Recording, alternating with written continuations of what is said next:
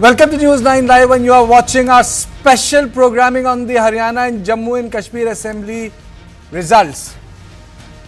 BJP is all set to make history in Haryana, becoming the first party to score a hat-trick in the state. BJP defied all the exit polls and defeated the 10-year anti-incumbency. The Haryana Assembly results come as a huge setback for the Congress, because Congress was confident of returning to power and they felt it would make a comeback in North India.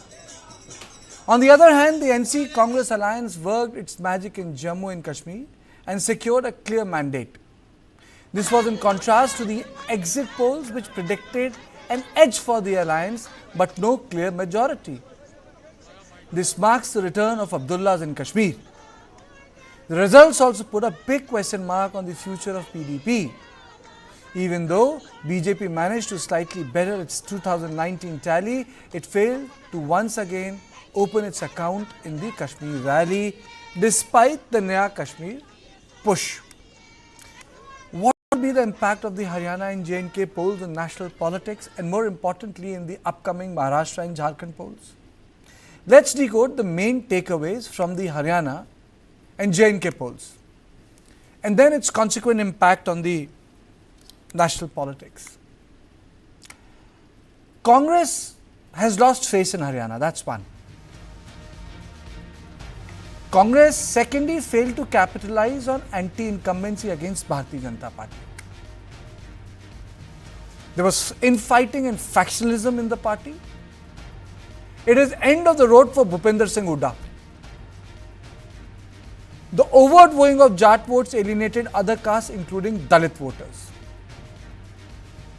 Congress's failure to build a broad-based coalition is something which the leaders should ponder upon. It cannot be built on Twitter only. BJP could maintain its hold on the Ahirwal belt. BJP performed well in the Grand Trunk Belt region, which the Hooda swept last time. The maps will show that. BJP retained its hold in urban constituencies. BJP's 35 equal one caste strategy, consolidation of non-Jat votes, a success. BJP, by dropping many senior leaders for new faces, the result has shown worked. The campaign narrative around Chief Minister Naib Singh Saini also worked for Bharatiya Janata Party. Now let's move to J&K. It marks the return of Abdullahs. PDP failed to retain its bastion in South Kashmir. Defeat of Iltija is a personal blow to the Mufti politics. NC-Congress alliance is a clean sweep. BJP maintains its stronghold in the Dogra Jammu region. They have bettered their tally, but they have failed to open account despite Naya Kashmir rhetoric. Congress NC gains are in predominantly Muslim population districts. BJP has gained where the Hindus have been predominant, and this is post realignment of the constituencies. Though BJP has registered win in SC seats, this has to be noted. And non-Congress alliance has done well in ST seats. Independents have failed. Smaller parties which got tagged as BJP's proxies also failed to make a mark. No third party could emerge in the valley, something which some mother tried working upon. It hasn't worked. Social media influencers, other people were there. It didn't work. And now the role of the nominated MLAs don't count, maybe later. And now we come to the national impact. BJP comes out of the 240 mode. When I say 240 mode, I say it has overcome the psychological Lok Sabha setback. Rahul Gandhi-led Congress has lost steam in Haryana. It puts brakes on Congress momentum. It should worry Congress. and Congress fails to make a comeback in North India, where the Modi currency consolidates. Brand Rahul, after the sudden spike, has lost its sheen a bit. BJP's bargaining position in Maharashtra will improve. Fight for Maharashtra and Jharkhand becomes tougher for Congress. Allies will ask for more meat. Many have spoken already on TV today. Some people have spoken of overconfidence. And in a direct fight with BJP, Congress fails to make gains. There will be other big takeaways. The data will come out. The women voters, the men voter, sub-segments of the castes. But I would broadly say that on the face of it, these are the issues. And in the studio, I am joined by Ajit Jha, senior journalist, Raman Malik, BJP leader, Sulaiman Mohammad Khan, spokesperson, Congress Party, Ahmed Ali Fayaz, Vipin Pabi, KV Prasad also joined me. But let me straight away, Brijesh Pandey, our input editor. In terms of electoral politics and results, one thing is very clear. Psephology is having a bad time. Exit poll is having a bad time. Exit poll is having a bad time. Yeah. May I ask you, why is exit poll having a bad time? See, one reason perhaps is because exit polls have changed their methodology. Exit polls used to be a very expensive affair. Usually you end up, talking to 1 lakh voters. Researchers would go down to the constituency. Now everything, they are trying to cut money. So everything is done through telephones. And that, I think, there is no credibility when you're talking to telephone, when you don't know who the researcher is, you haven't made a rapport with them. That, I think, is a totally faulty methodology. It has been introduced. That's why pre-poll surveys are failing, according to me. That's why exit polls are failing. Number one reason. Okay, that's number one. Raman, why are exit polls failing? I was talking to Arnab this morning on Republic that I know people who are sitting in Dubai, outsource the work in Noida for exit poll of Haryana. Do you think that is going to work? These exit polls are nothing except a PR exercise. And Mr. Jha is very, very right in saying this, that exit poll used to be a very tedious process and it had certain methodology. There was a lot of paperwork involved. There were a lot of questions involved. So that the whole set of psychological positioning of the voter mass comes into play, and then it is just not the numbers, it is also psychologists who read that paper and evaluate where the mindset of the voter is going. But that ceased to exist somewhere around 2014. And now it's the shortcut social media and other platforms. Ajay, it's a long story and it's an old story. Pranay could get it right in 1980s when there was no social media, when there was no mobile phone, there were no computing technologies available for journalists. Obviously, it would have been available at MOD level, but not for journalists. Then why aren't people getting it right when you have got data computing technologies, personalized data, and there was no sense of metadata in data? Why is this happening? Is it lack of investment? Or, as he said, shoddy artificial subcontracted work, or complete lack of rigor?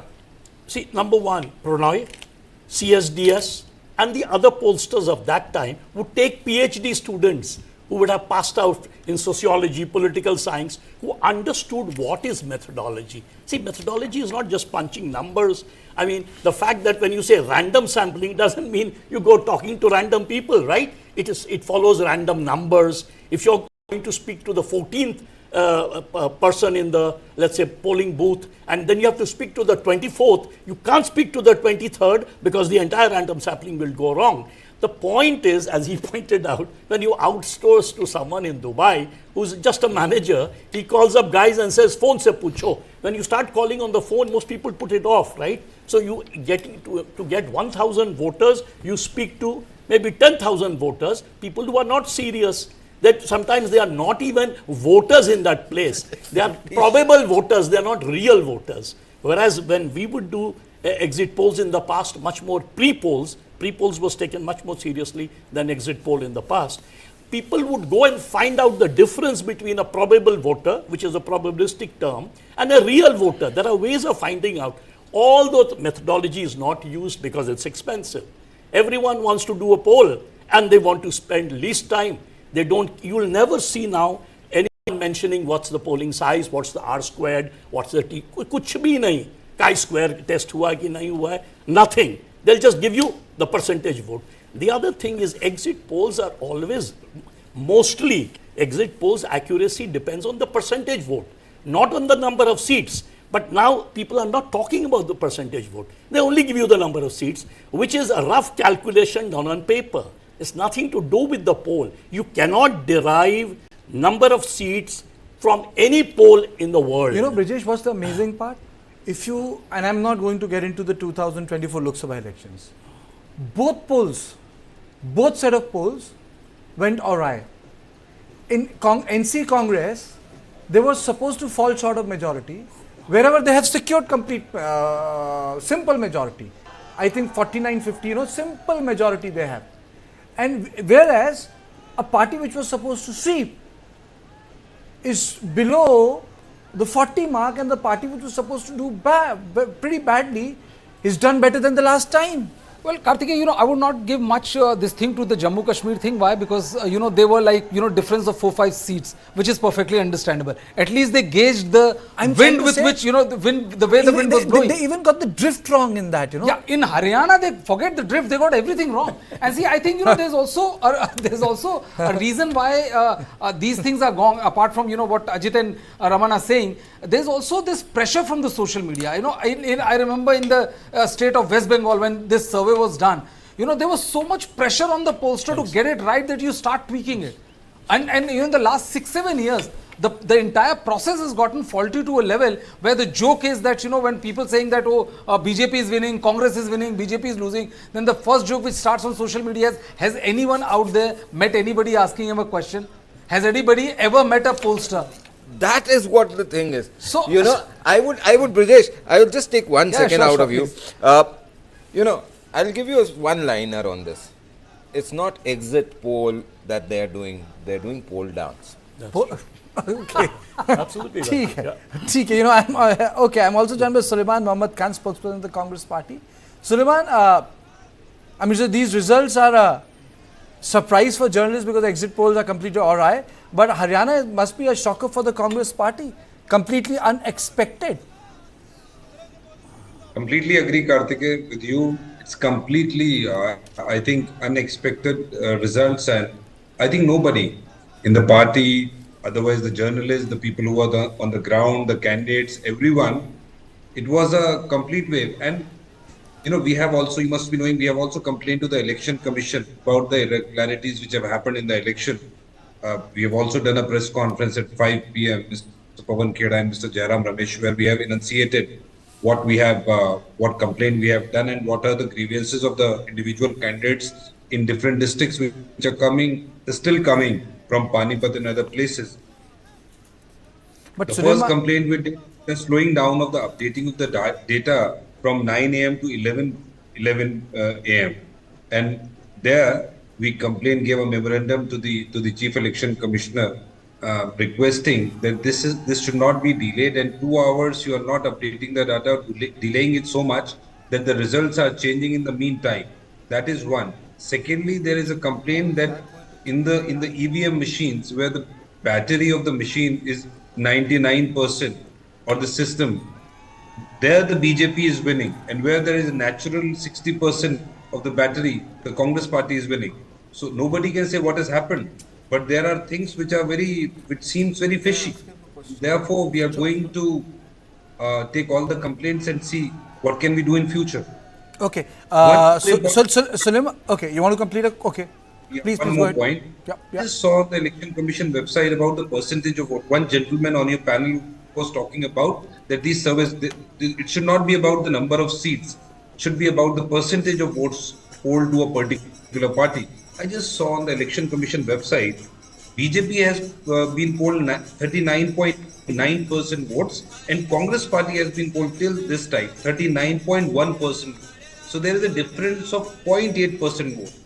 So this is the situation.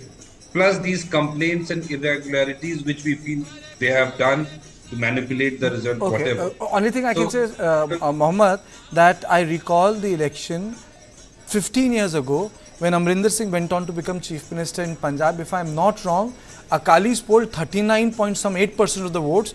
Congress had some 37% of the vote. 36%. They had a difference of 2%, and Congress went on to form the government. I mean, so it happens. Or for example, BJP in 1990 had 9.8% of Lok Sabha votes, and they got 82 seats because all of them came from Uttar Pradesh. So I think that's part and parcel of the politics. And even today okay, you wanted to, Raman Malik from Bharatiya Janata Party wants to ask you a question. You can both have a one-to-one with each other for 1 minute. Okay, before I go on to that, I'll make you remember about this morning at about 12ish. The data said, and that was very interesting, there was a gap of around 3.5% of vote between BJP and Congress. Congress was ahead, and in seats, Congress was behind by 14.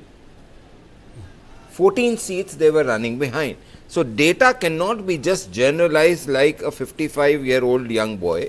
But then you must understand, Mr. Suleiman, the question would be that were the EVMs where BJP won manipulated, and where Congress won, were they uninfected by the same manipulation? That is one.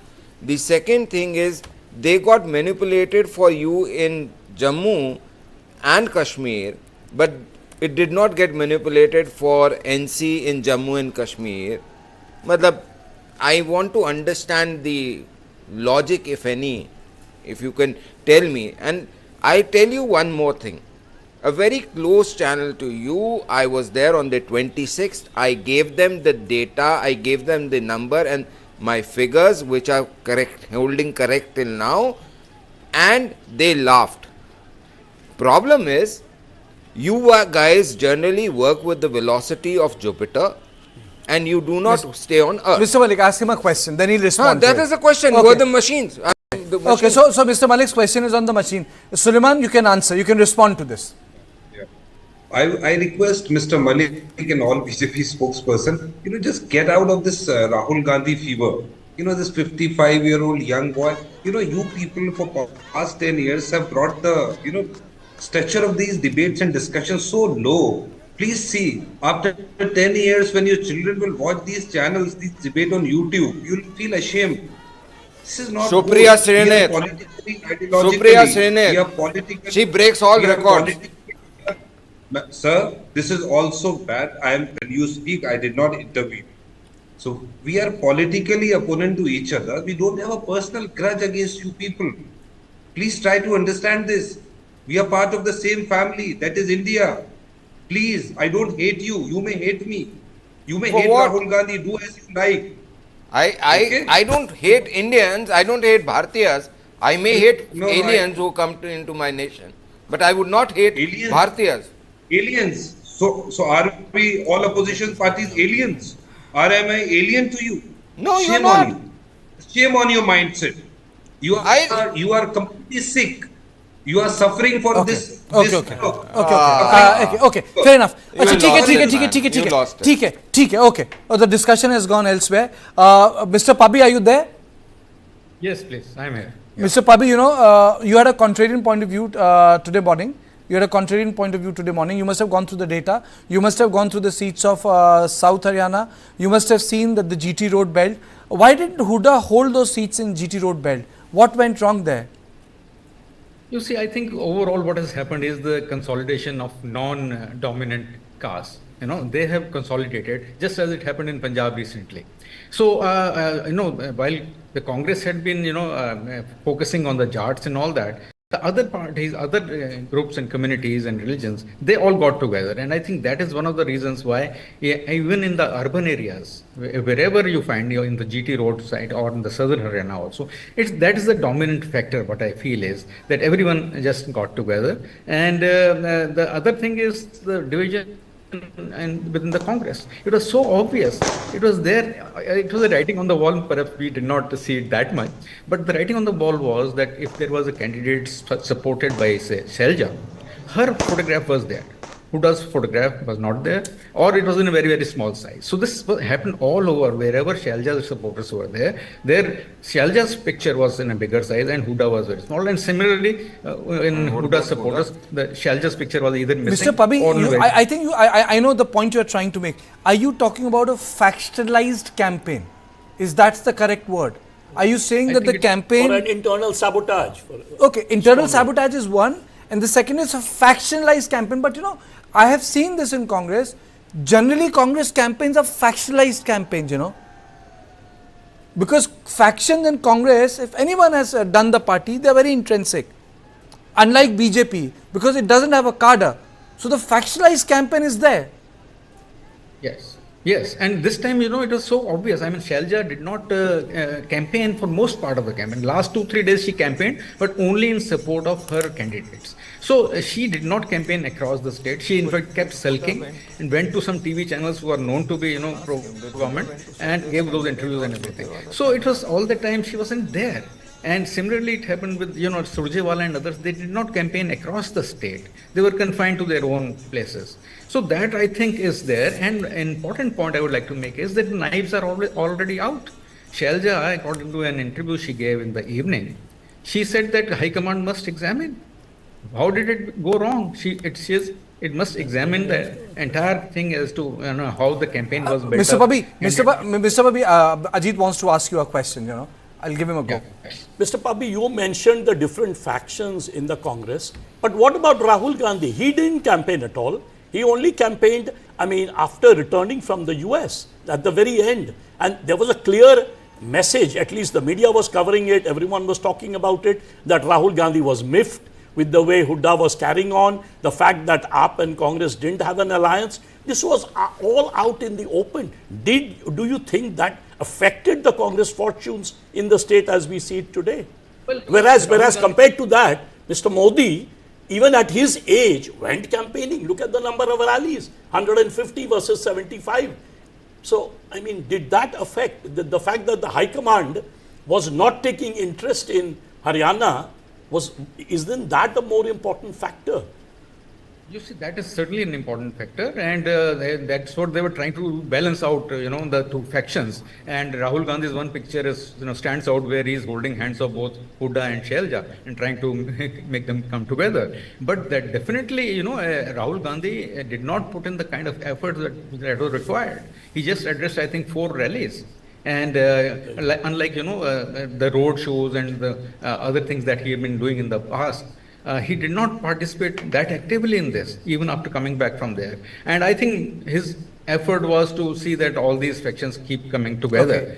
And I don't think he was taking a very proactive step. Okay. I have a question for Mr. Mal. I need to ask a question to a person who understands his own party. How would you explain Bharatiya Janata Party's success? Organizational, or was it a personality driven in the sense that the people who were made in charge of the state? Was it because you guys were able to make the requisite changes 2 or 3 months before the elections? What were the 3 or 4 things you think that worked for BJP in last 60 days so that you could make a comeback, not only a comeback but an improved comeback?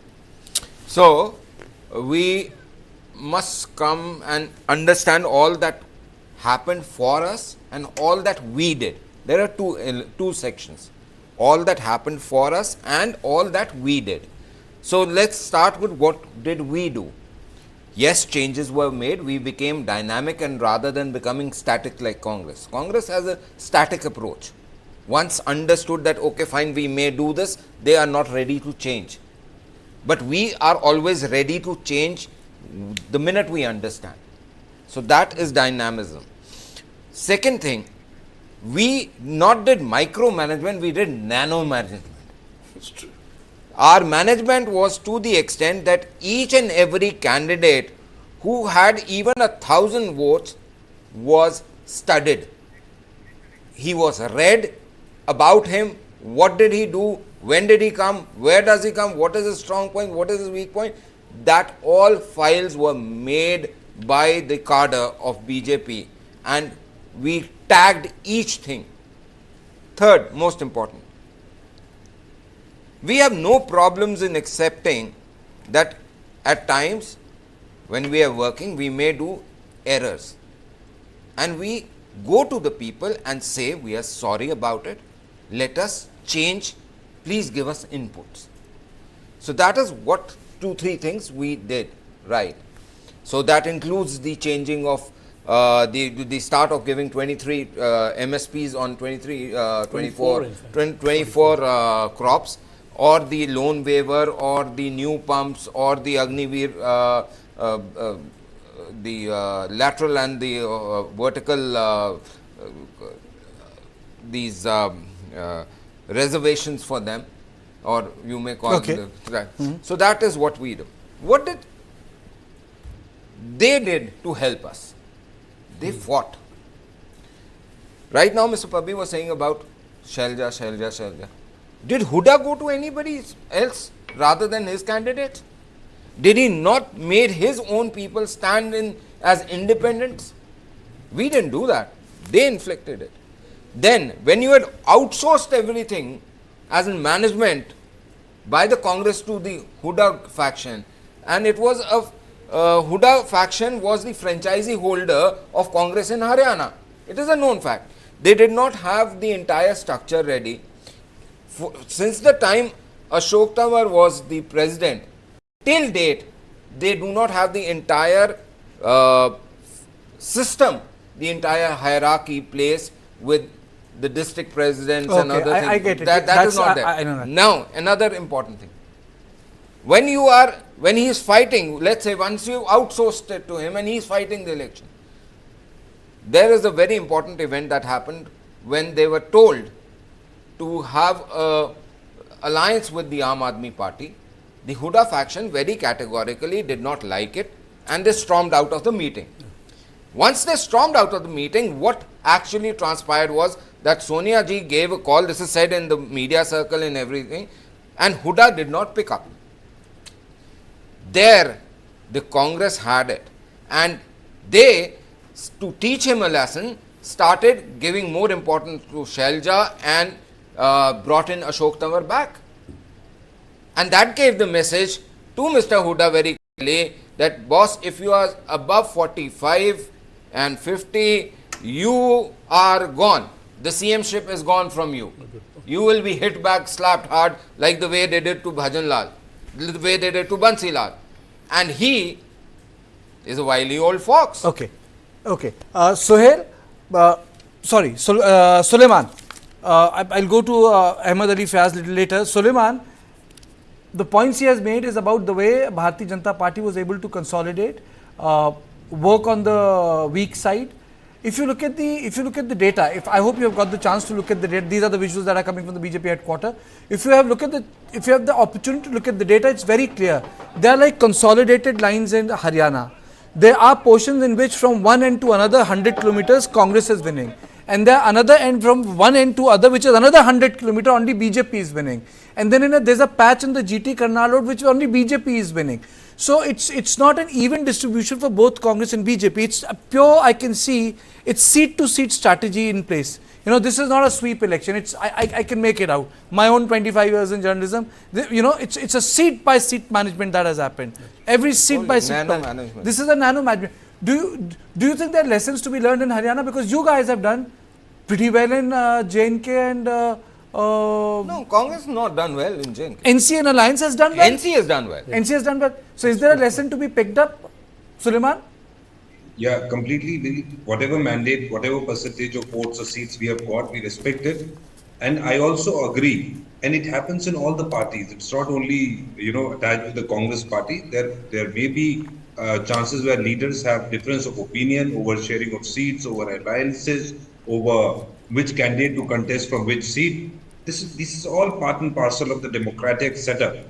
And there was in Haryana also in Congress party, it was there, and people have inspiration, and that is not bad for, I think, democracy.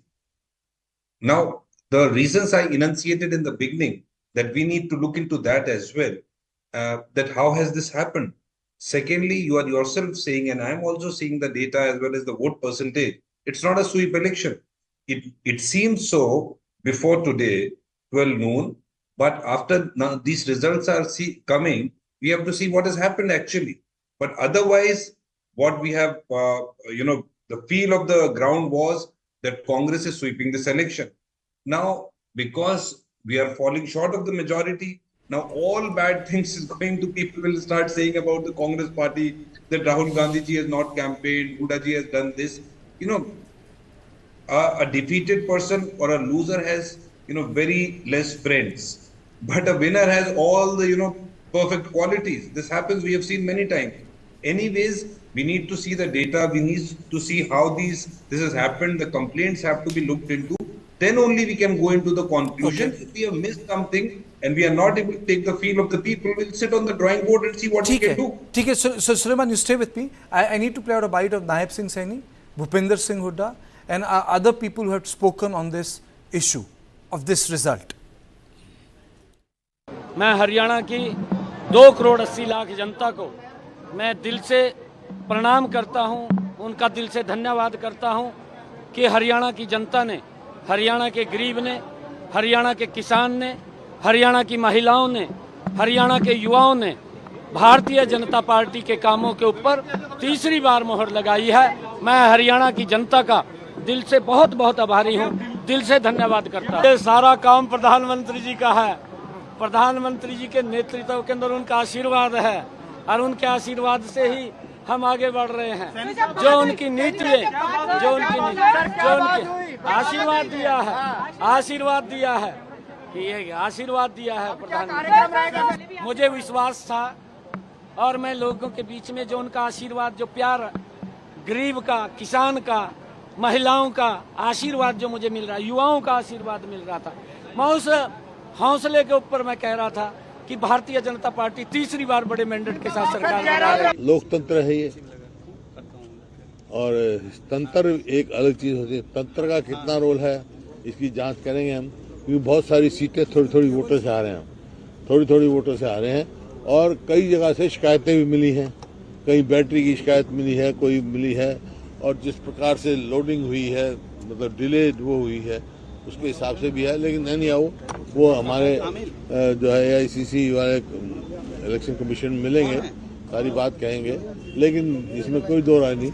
आश्चर्यचकित हुई से एकजुट थी, ये तो आप लोगों की बात कहानी थी। अब BJP का तो आप देख रहे नहीं, विद साहब कहीं घर से नहीं निकले, रामविलास जी शर्मा जी टिकट काट दी गई थी, वो तो अलग बात है।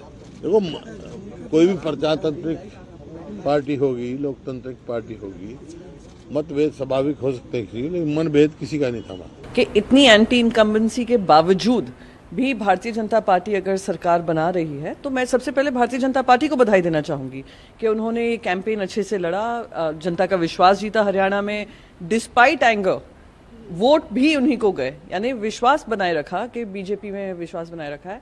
और कहीं ना कहीं कांग्रेस पार्टी को भी अपनी रणनीति देखनी पड़ेगी कि जैसे डायरेक्ट फाइट होती है BJP के साथ, कांग्रेस कहीं ना कहीं कमज़ोर पड़ जाती है, तो क्यों है रीवर्क द एंटायर अलायंस। को बधाई के पात्र भी बनते हैं कि despite anti incumbency they have done well. Haryana के संदर्भ में हमने चुनाव आयोग से आज दोपहर से लगातार शिकायत कर रहे हैं,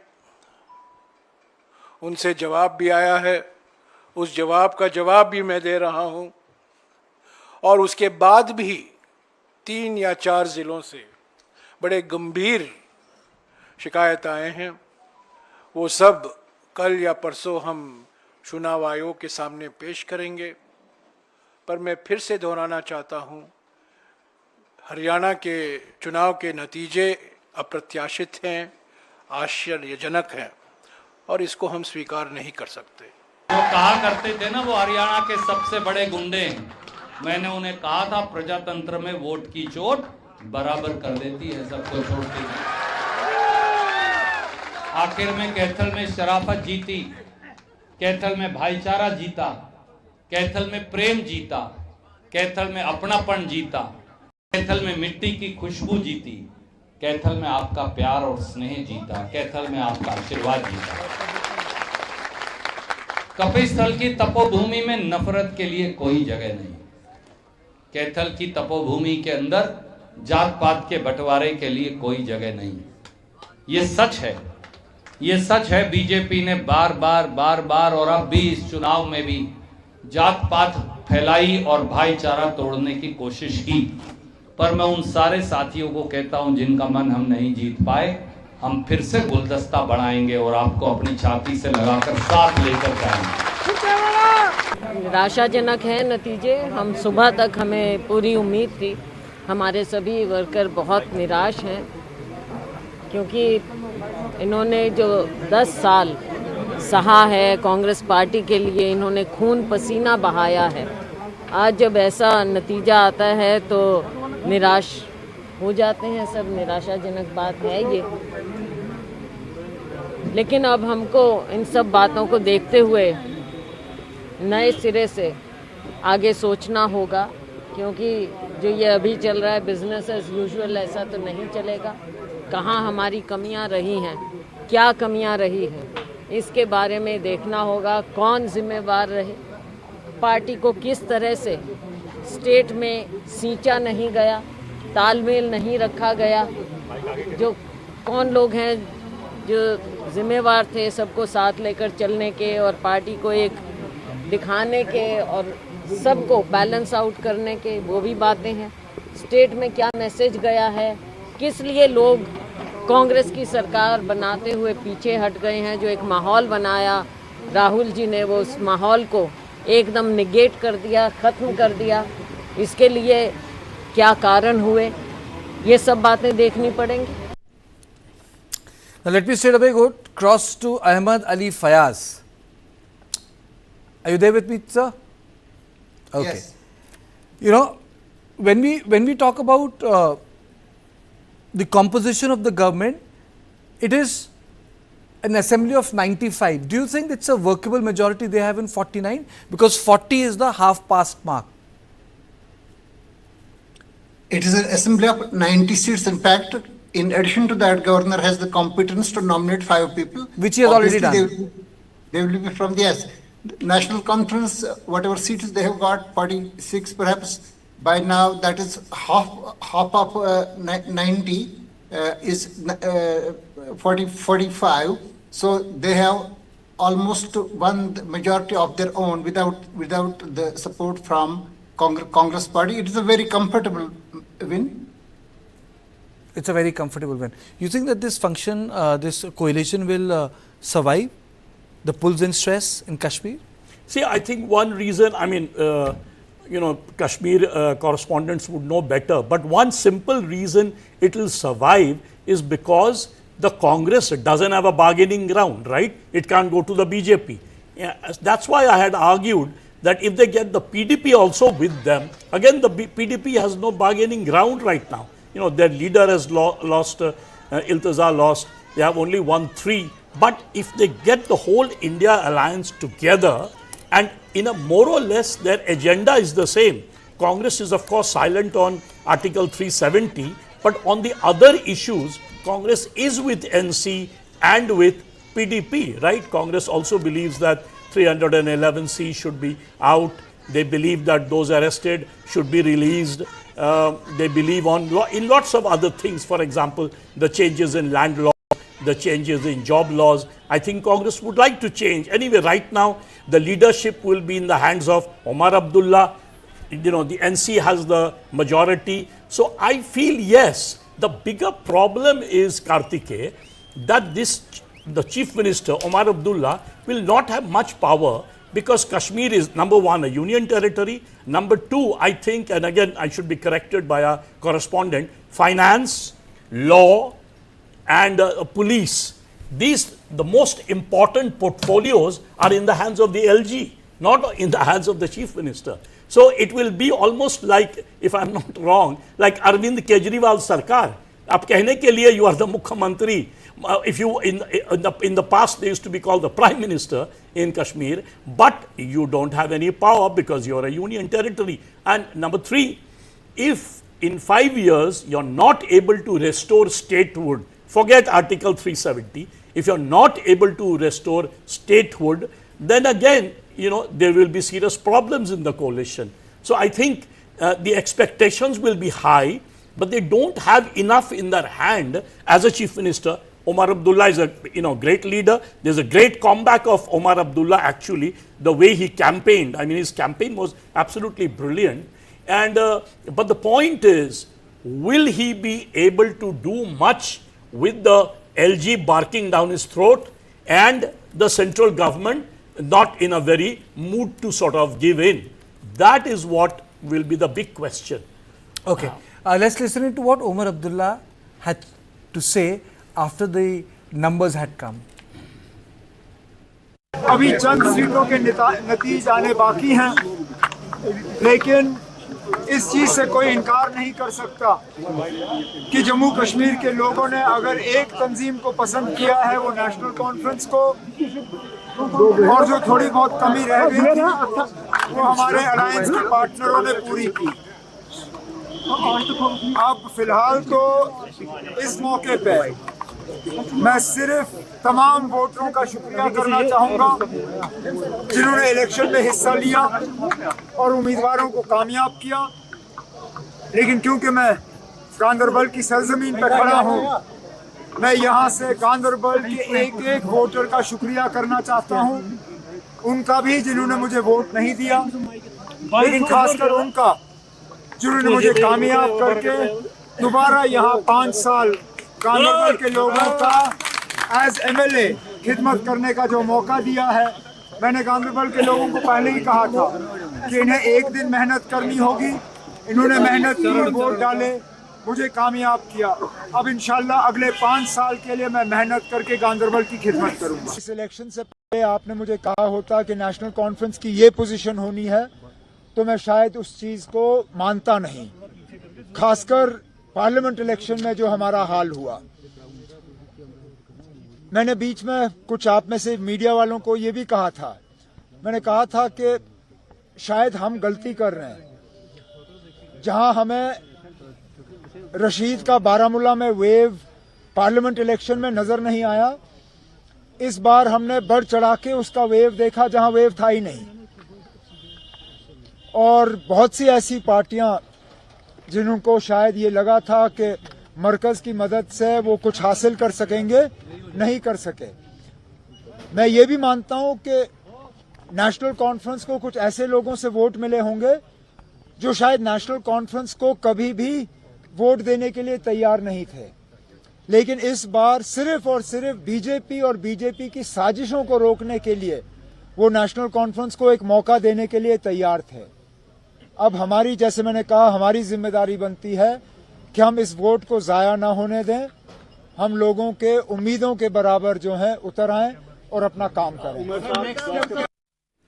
I'm also joined by Mr. Prasad. You know, I know you will have a lot to say on Haryana, but that's a different story. But I think, you know, we should stay, we should stick to Kashmir. So in Kashmir, Abdullahs are finally back, and I think it's a very sweet day, a good day for Omar Abdullah, you know, who had to face a huge setback in Lok Sabha elections. Yeah, Karthika, I think you're right, and taking forward from where Ajit had left. Look, the ground condition has changed since Omar Abdullah relinquished the job of the Chief Minister 9 years ago. As Ajit pointed out, it's a union territory, so the powers are severely restricted in terms of something, number one. Number two, if you look at the composition in the new assembly when it's going to be there, the NC and Congress have majority in the valley. The BJP continues to be in a dominant position in the Jammu region. So this kind of results is going to play out in the assembly. So that's we have to watch and see how it exactly is going to play. Vis-a-vis, if you look at PDP, now PDP can have the choice of playing both ways. When I say both ways, I don't mean going to, it can choose when to support the government, it can choose when to keep quiet on it. Because it also has to recoup from where it is on a political position. If you look at what you saw in vote percentage, there is that. So obviously, as a political party, it wants to make, it will work every way to make a comeback. So this is a very, very changed landscape of Jammu and Kashmir vis-a-vis what Omar Abdullah left 9 years ago. So is he very willing, because having been a chief minister of a full-fledged state, now to be a chief minister of a union territory is a vastly different proposition. So I think that transition is not going to be easy, is my understanding. How would it be like running a state which is controlled by LG's office from that which was functioning under Article 370? Sometimes I think, if Omar Abdullah goes on to become the chief minister, how would that feeling be, At one point of time, you're the chief minister of J&K, and now you are a chief minister of Jammu and Kashmir, which doesn't have Ladakh, and that too, law and order, administration, most of the important functions will rest with LG. It's like Delhi on steroids. The number of promises they made, they need funds, and we have seen this in state after state. Even full-fledged states are finding it difficult to implement the welfare measures.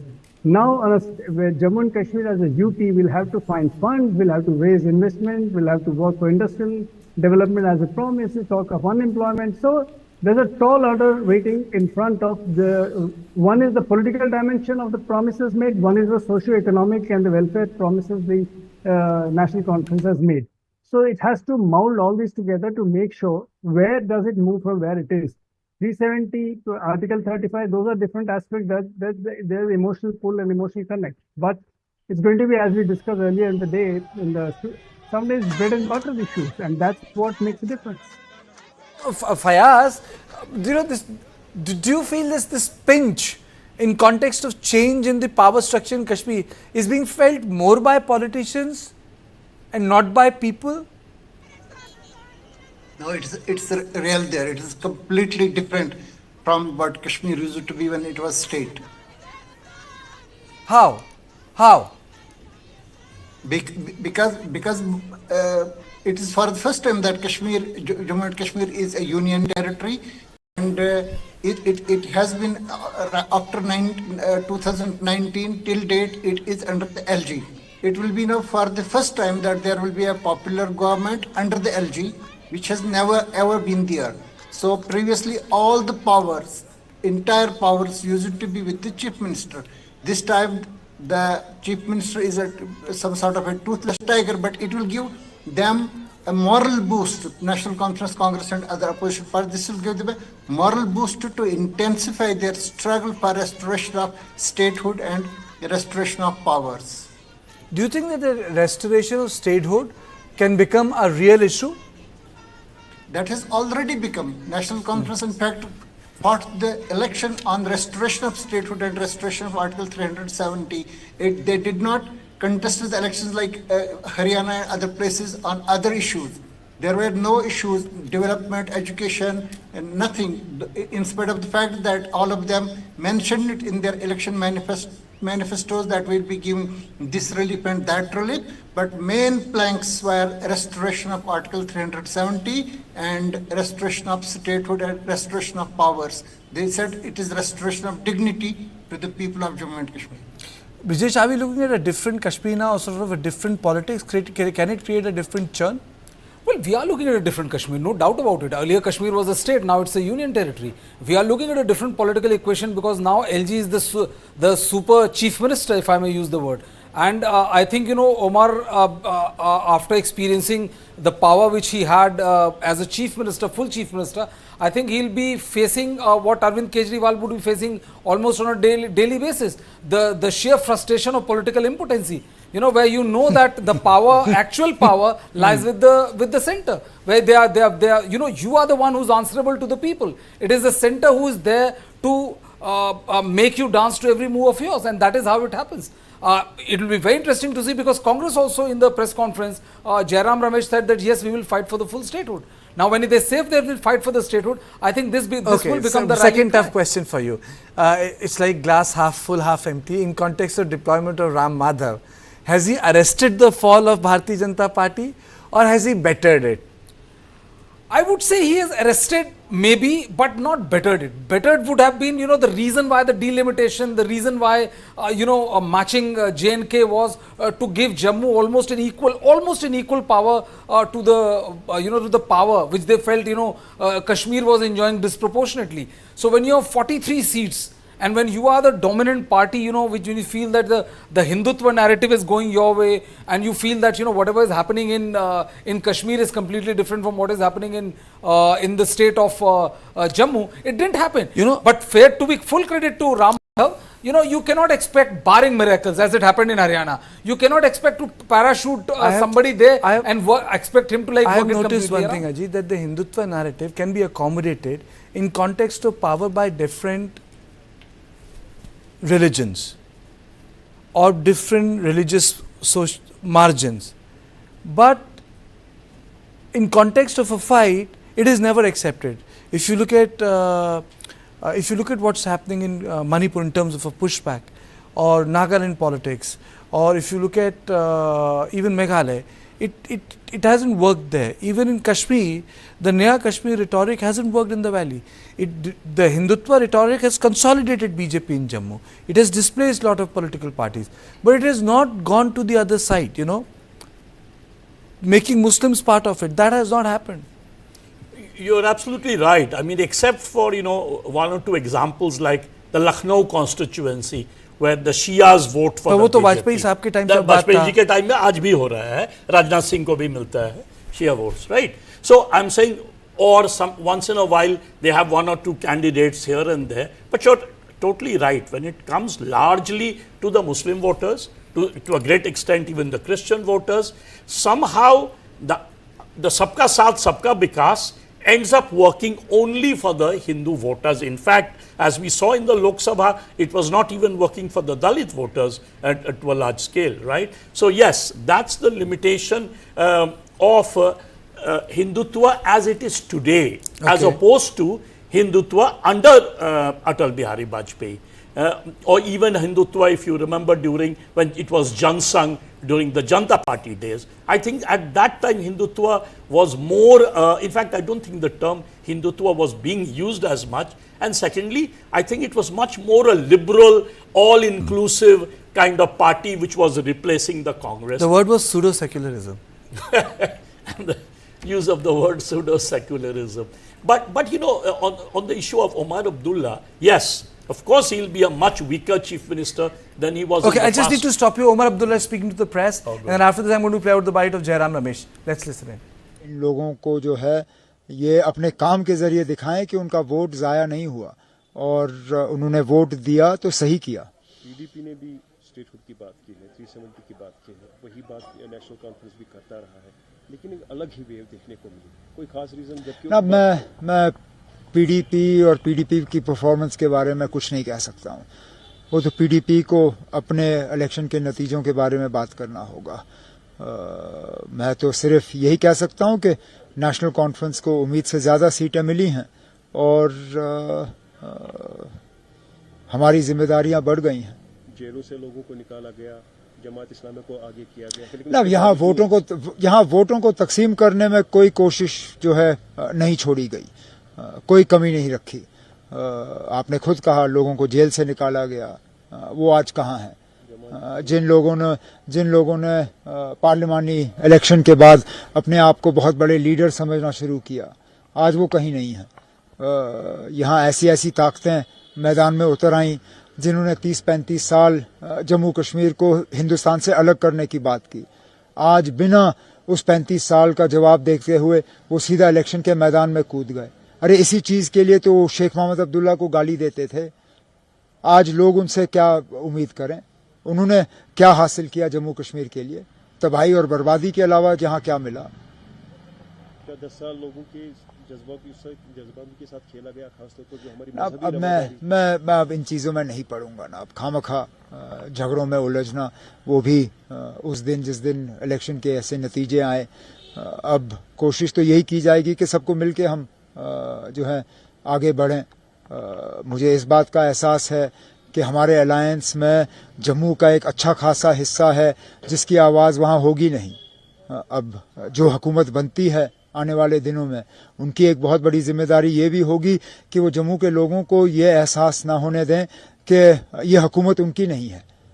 Jammu के जिन belts ने BJP की मदद की, अब BJP इस हुकूमत में शामिल है नहीं, लेकिन उन लोगों को ये नहीं लगना चाहिए कि वो इस हुकूमत में शामिल नहीं है।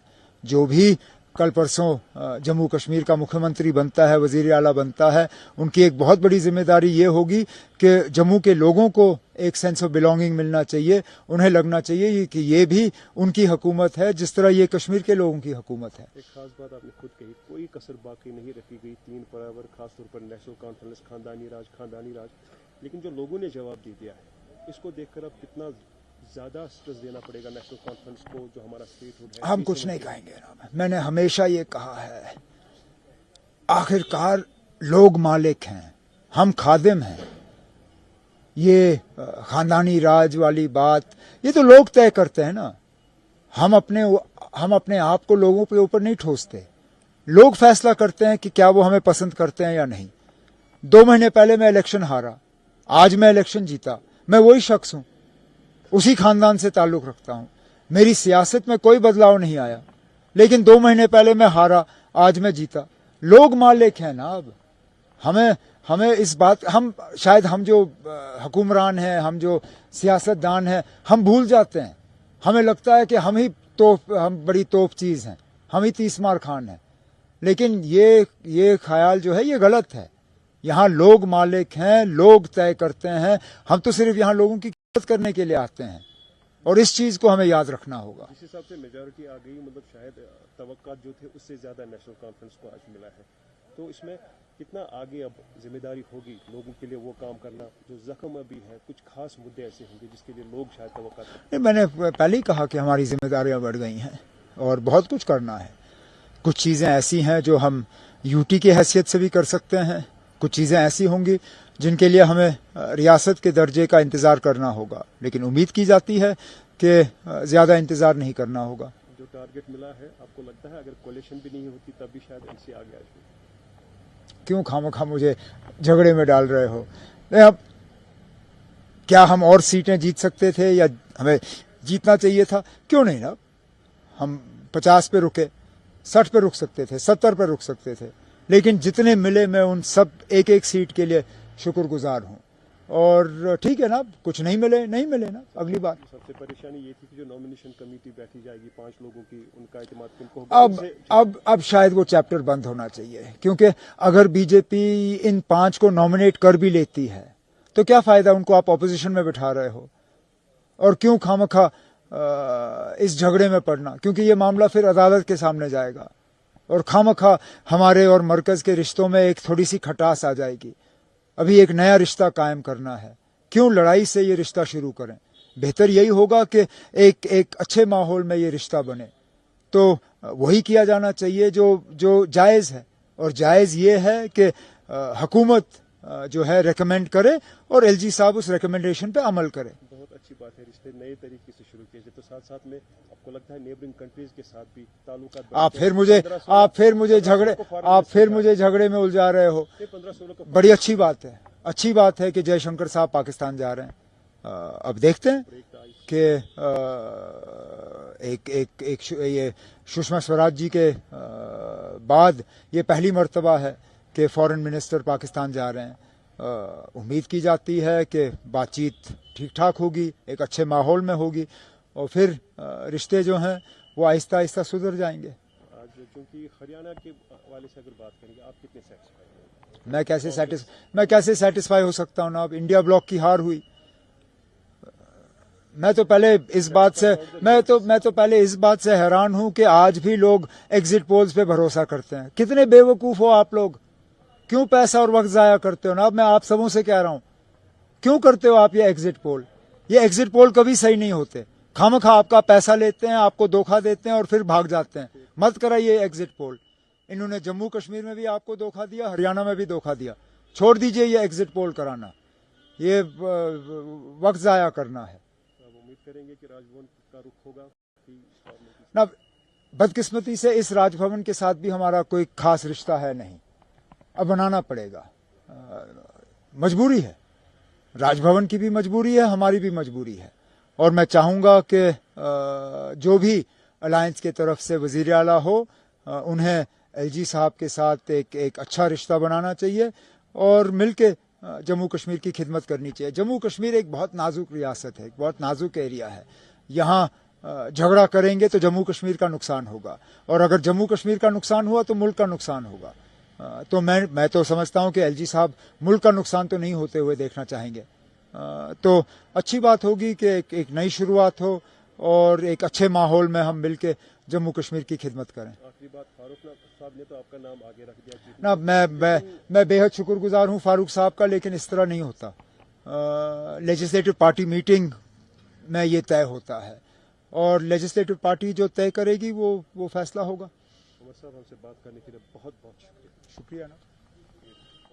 I think it's a very pretty candid interview. I know, we could have gone, dissected in the interview, but it's time for a short break. Then I'm going to take you to the BJP headquarters. JP Nadda has already arrived, but this break is mandatory. After that, I'll come back to you.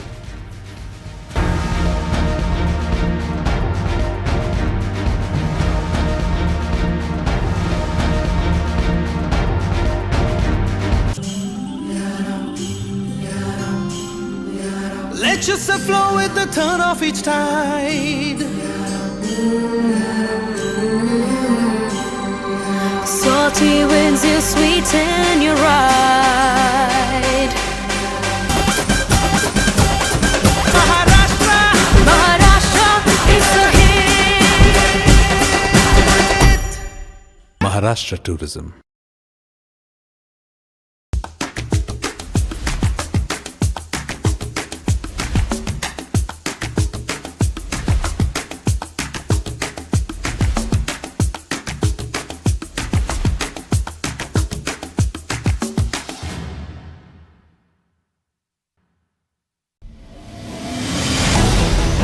Why is the state not looking at putting an embargo on that? As a Telangana person, I will not accept. How do ordinary folks deal with this?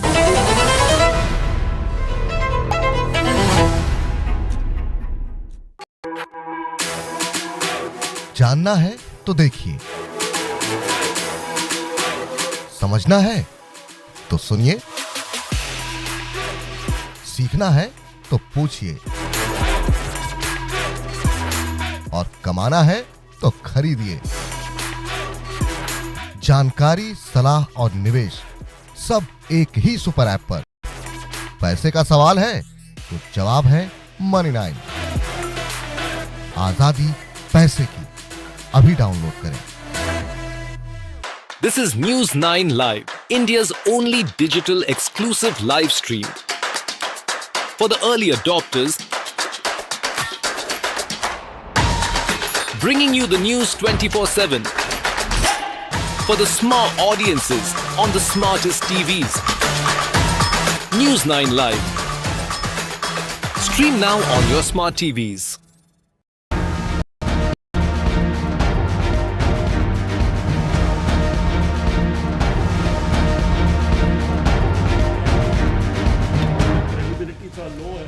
Okay, now let me straight away go across to Bharatiya Janata Party's headquarters. The visuals have started to come. Prime Minister is going to be speaking from Bharatiya Janata Party's headquarters. These are the visuals that are streaming in. Anytime soon,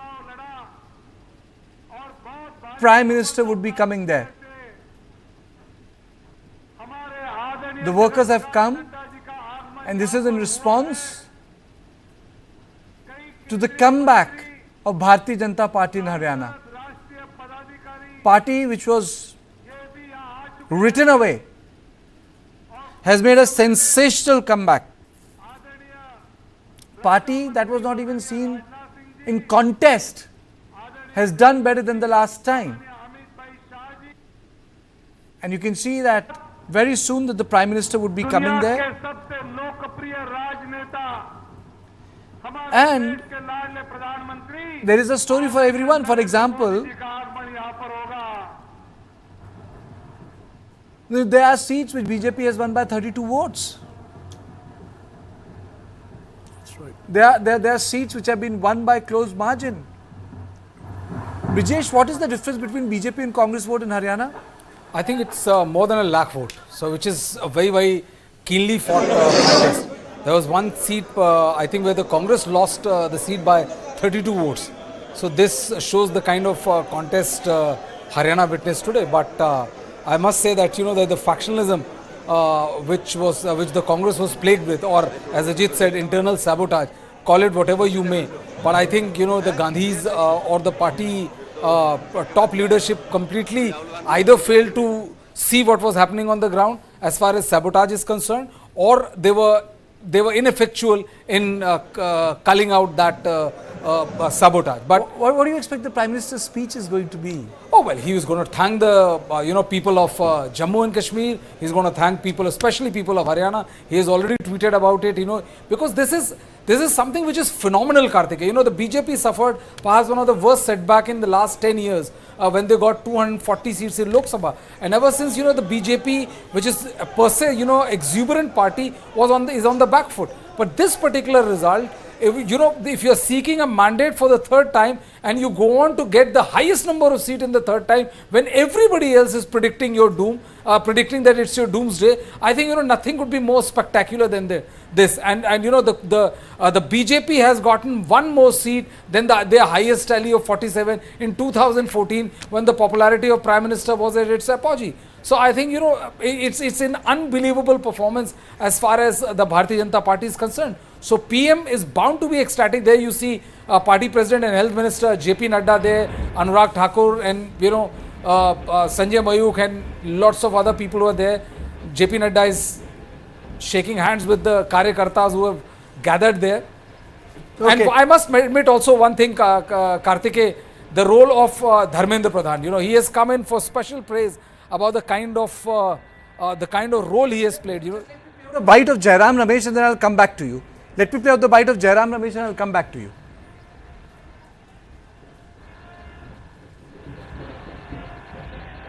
मैं सिर्फ ये बात कहूँगा कि जम्मू और कश्मीर के जनता ने स्पष्ट जनादेश दिया है नेशनल कॉन्फ्रेंस और इंडियन नेशनल कांग्रेस के गठबंधन को, भारी बहुमत से उनको जिताया है। सरकार बनेगी, साझा कार्यक्रम होगा और पूरा प्रयास किया जाएगा। हम पीछे नहीं हटेंगे। इस गठबंधन सरकार की प्राथमिकता यूटी को फिर से पूरे राज्य का दर्जा मिलना ज़रूरी है और यही प्राथमिकता होगी। और भी मुद्दे हैं, विकास से जुड़े हुए मुद्दे हैं। साझा कार्यक्रम, दोनों पार्टियों के मैनिफेस्टो भी है, साझा कार्यक्रम भी तैयार किया जाएगा और एक पारदर्शिता से जवाबदेही और संवेदनशील सरकार ये गठबंधन जम्मू और कश्मीर की जनता को देगी। So these are the live visuals that are streaming in from Bharatiya Janata Party's office. Music है, drone visual है, Jimmy Jim वाला visual है, everything is there. It's like victory भी है, victory भी है, उसमें खुशी भी है, that is the reason. उसमें सब कुछ है. Has Bhanu Chandra joined us? Is Bhanu Chandra there with me? Okay, we'll also be joined by Bhanu Chandra, political analyst. I'm joined by, again to our viewers, Mr. Fayaz is there, Vipin Pabi, Ajit Jha, and Mr. Prasad is also there. Mr. Pabi, one thing which is, which astonishes me, that apart from doing pretty well in the GT Karnal road, Bharatiya Janata Party has done pretty well in seats that are close to the Rajasthan border. Anything specific to that, sir? And especially which goes down to the Faridabad. Is there anything specific to that belt?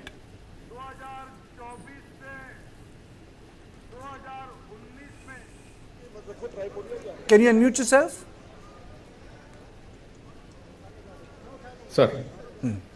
So I was saying that, it's across the state although, but yes, as you have rightly pointed out, along the Rajasthan border and along Punjab border also, they have done exceedingly well.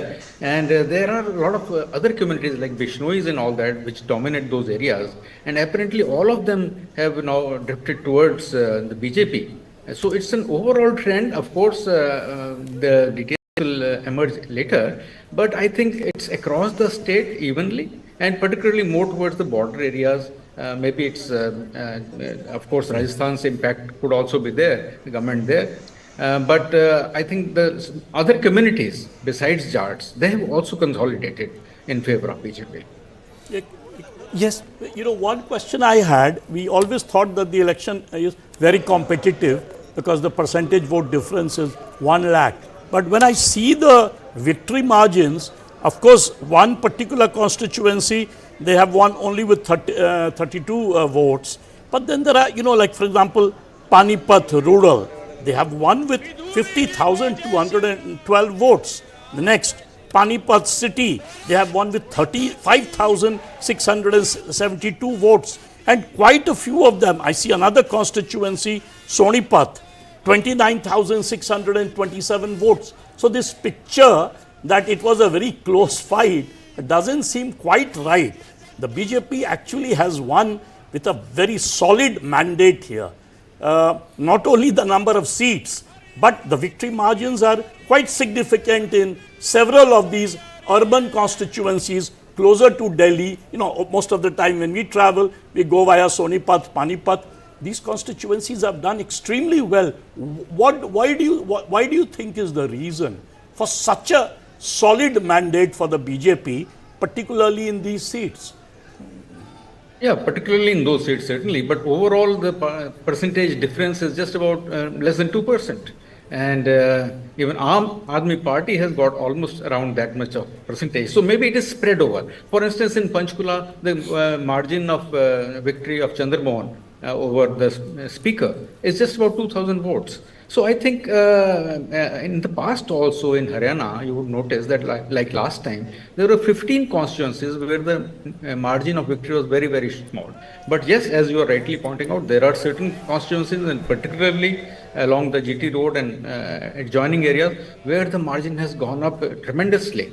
And possibly it is the urban voters who have, kept faith in BJP. That appears to be. You know, Mr. Pabi, there is one thing, which is becoming even more pronounced.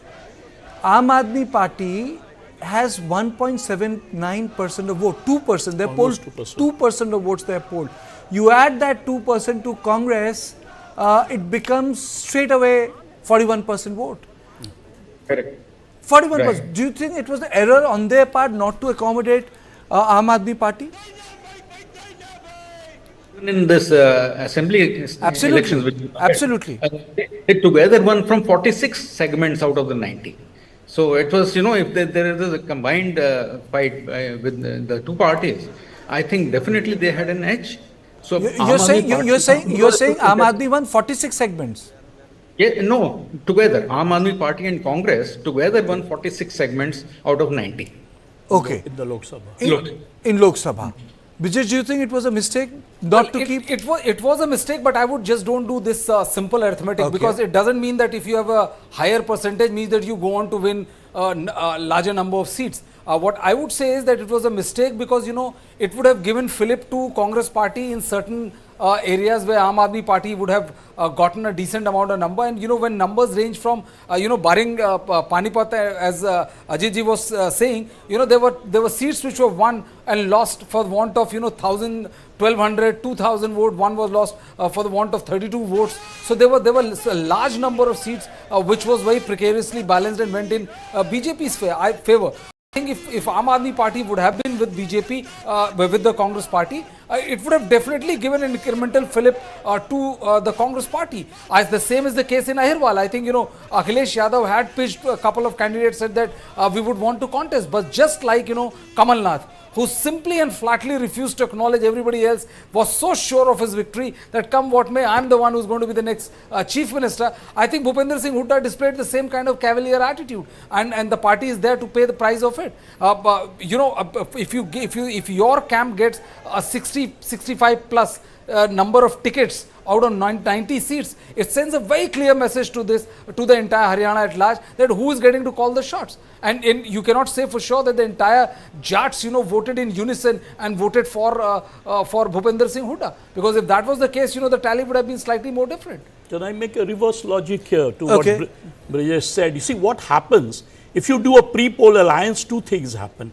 Congress's vote that has been cut by AAP, because remember, AAP put candidates all over the state, that wouldn't have been cut, number one. And in all pre-poll alliance in the world, when you do a pre-poll alliance, not a post-poll alliance, the number of seats go geometrically up. You see, because it is not only your cadres fight together, you have more people at the booths to man. So I think it would have completely given a different signal, and had Hooda accommodated, for example, Akhilesh Yadav in the Ahirwal belt, he would have cut some of the BJP vote, some of the seats, and that might have helped these guys to win. So I think overall... Forget Akhilesh Yadav, if would have been slightly more accommodative of his, fellow party colleagues. That's the right. situation might have been completely That's different. right. Kumari Sailja and others. Absolutely. Absolutely. So the wrong signal. Mr. Prasad, कि वो कहते हैं ना, बूंद बूंद से सागर भरता है. यहाँ बूंदे मिस हो गई क्या?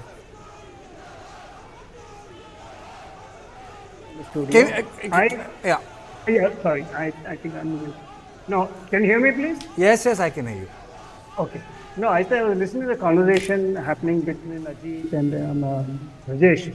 My summation, which I did made in the afternoon when I was with you there, is, you see, this doesn't add up. 2 plus 2 is not 4 always in politics, because it is... Now, I was looking at the exact tally seat by seat.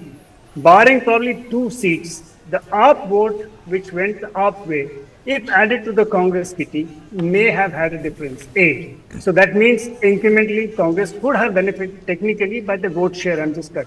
It's again if 2 plus 2 is 4, then that is a fact of situation. Number 2, on the flip side, we really don't know how much did AAP demand. Was the AAP calculation, did the AAP put a figure which was unrealistically high?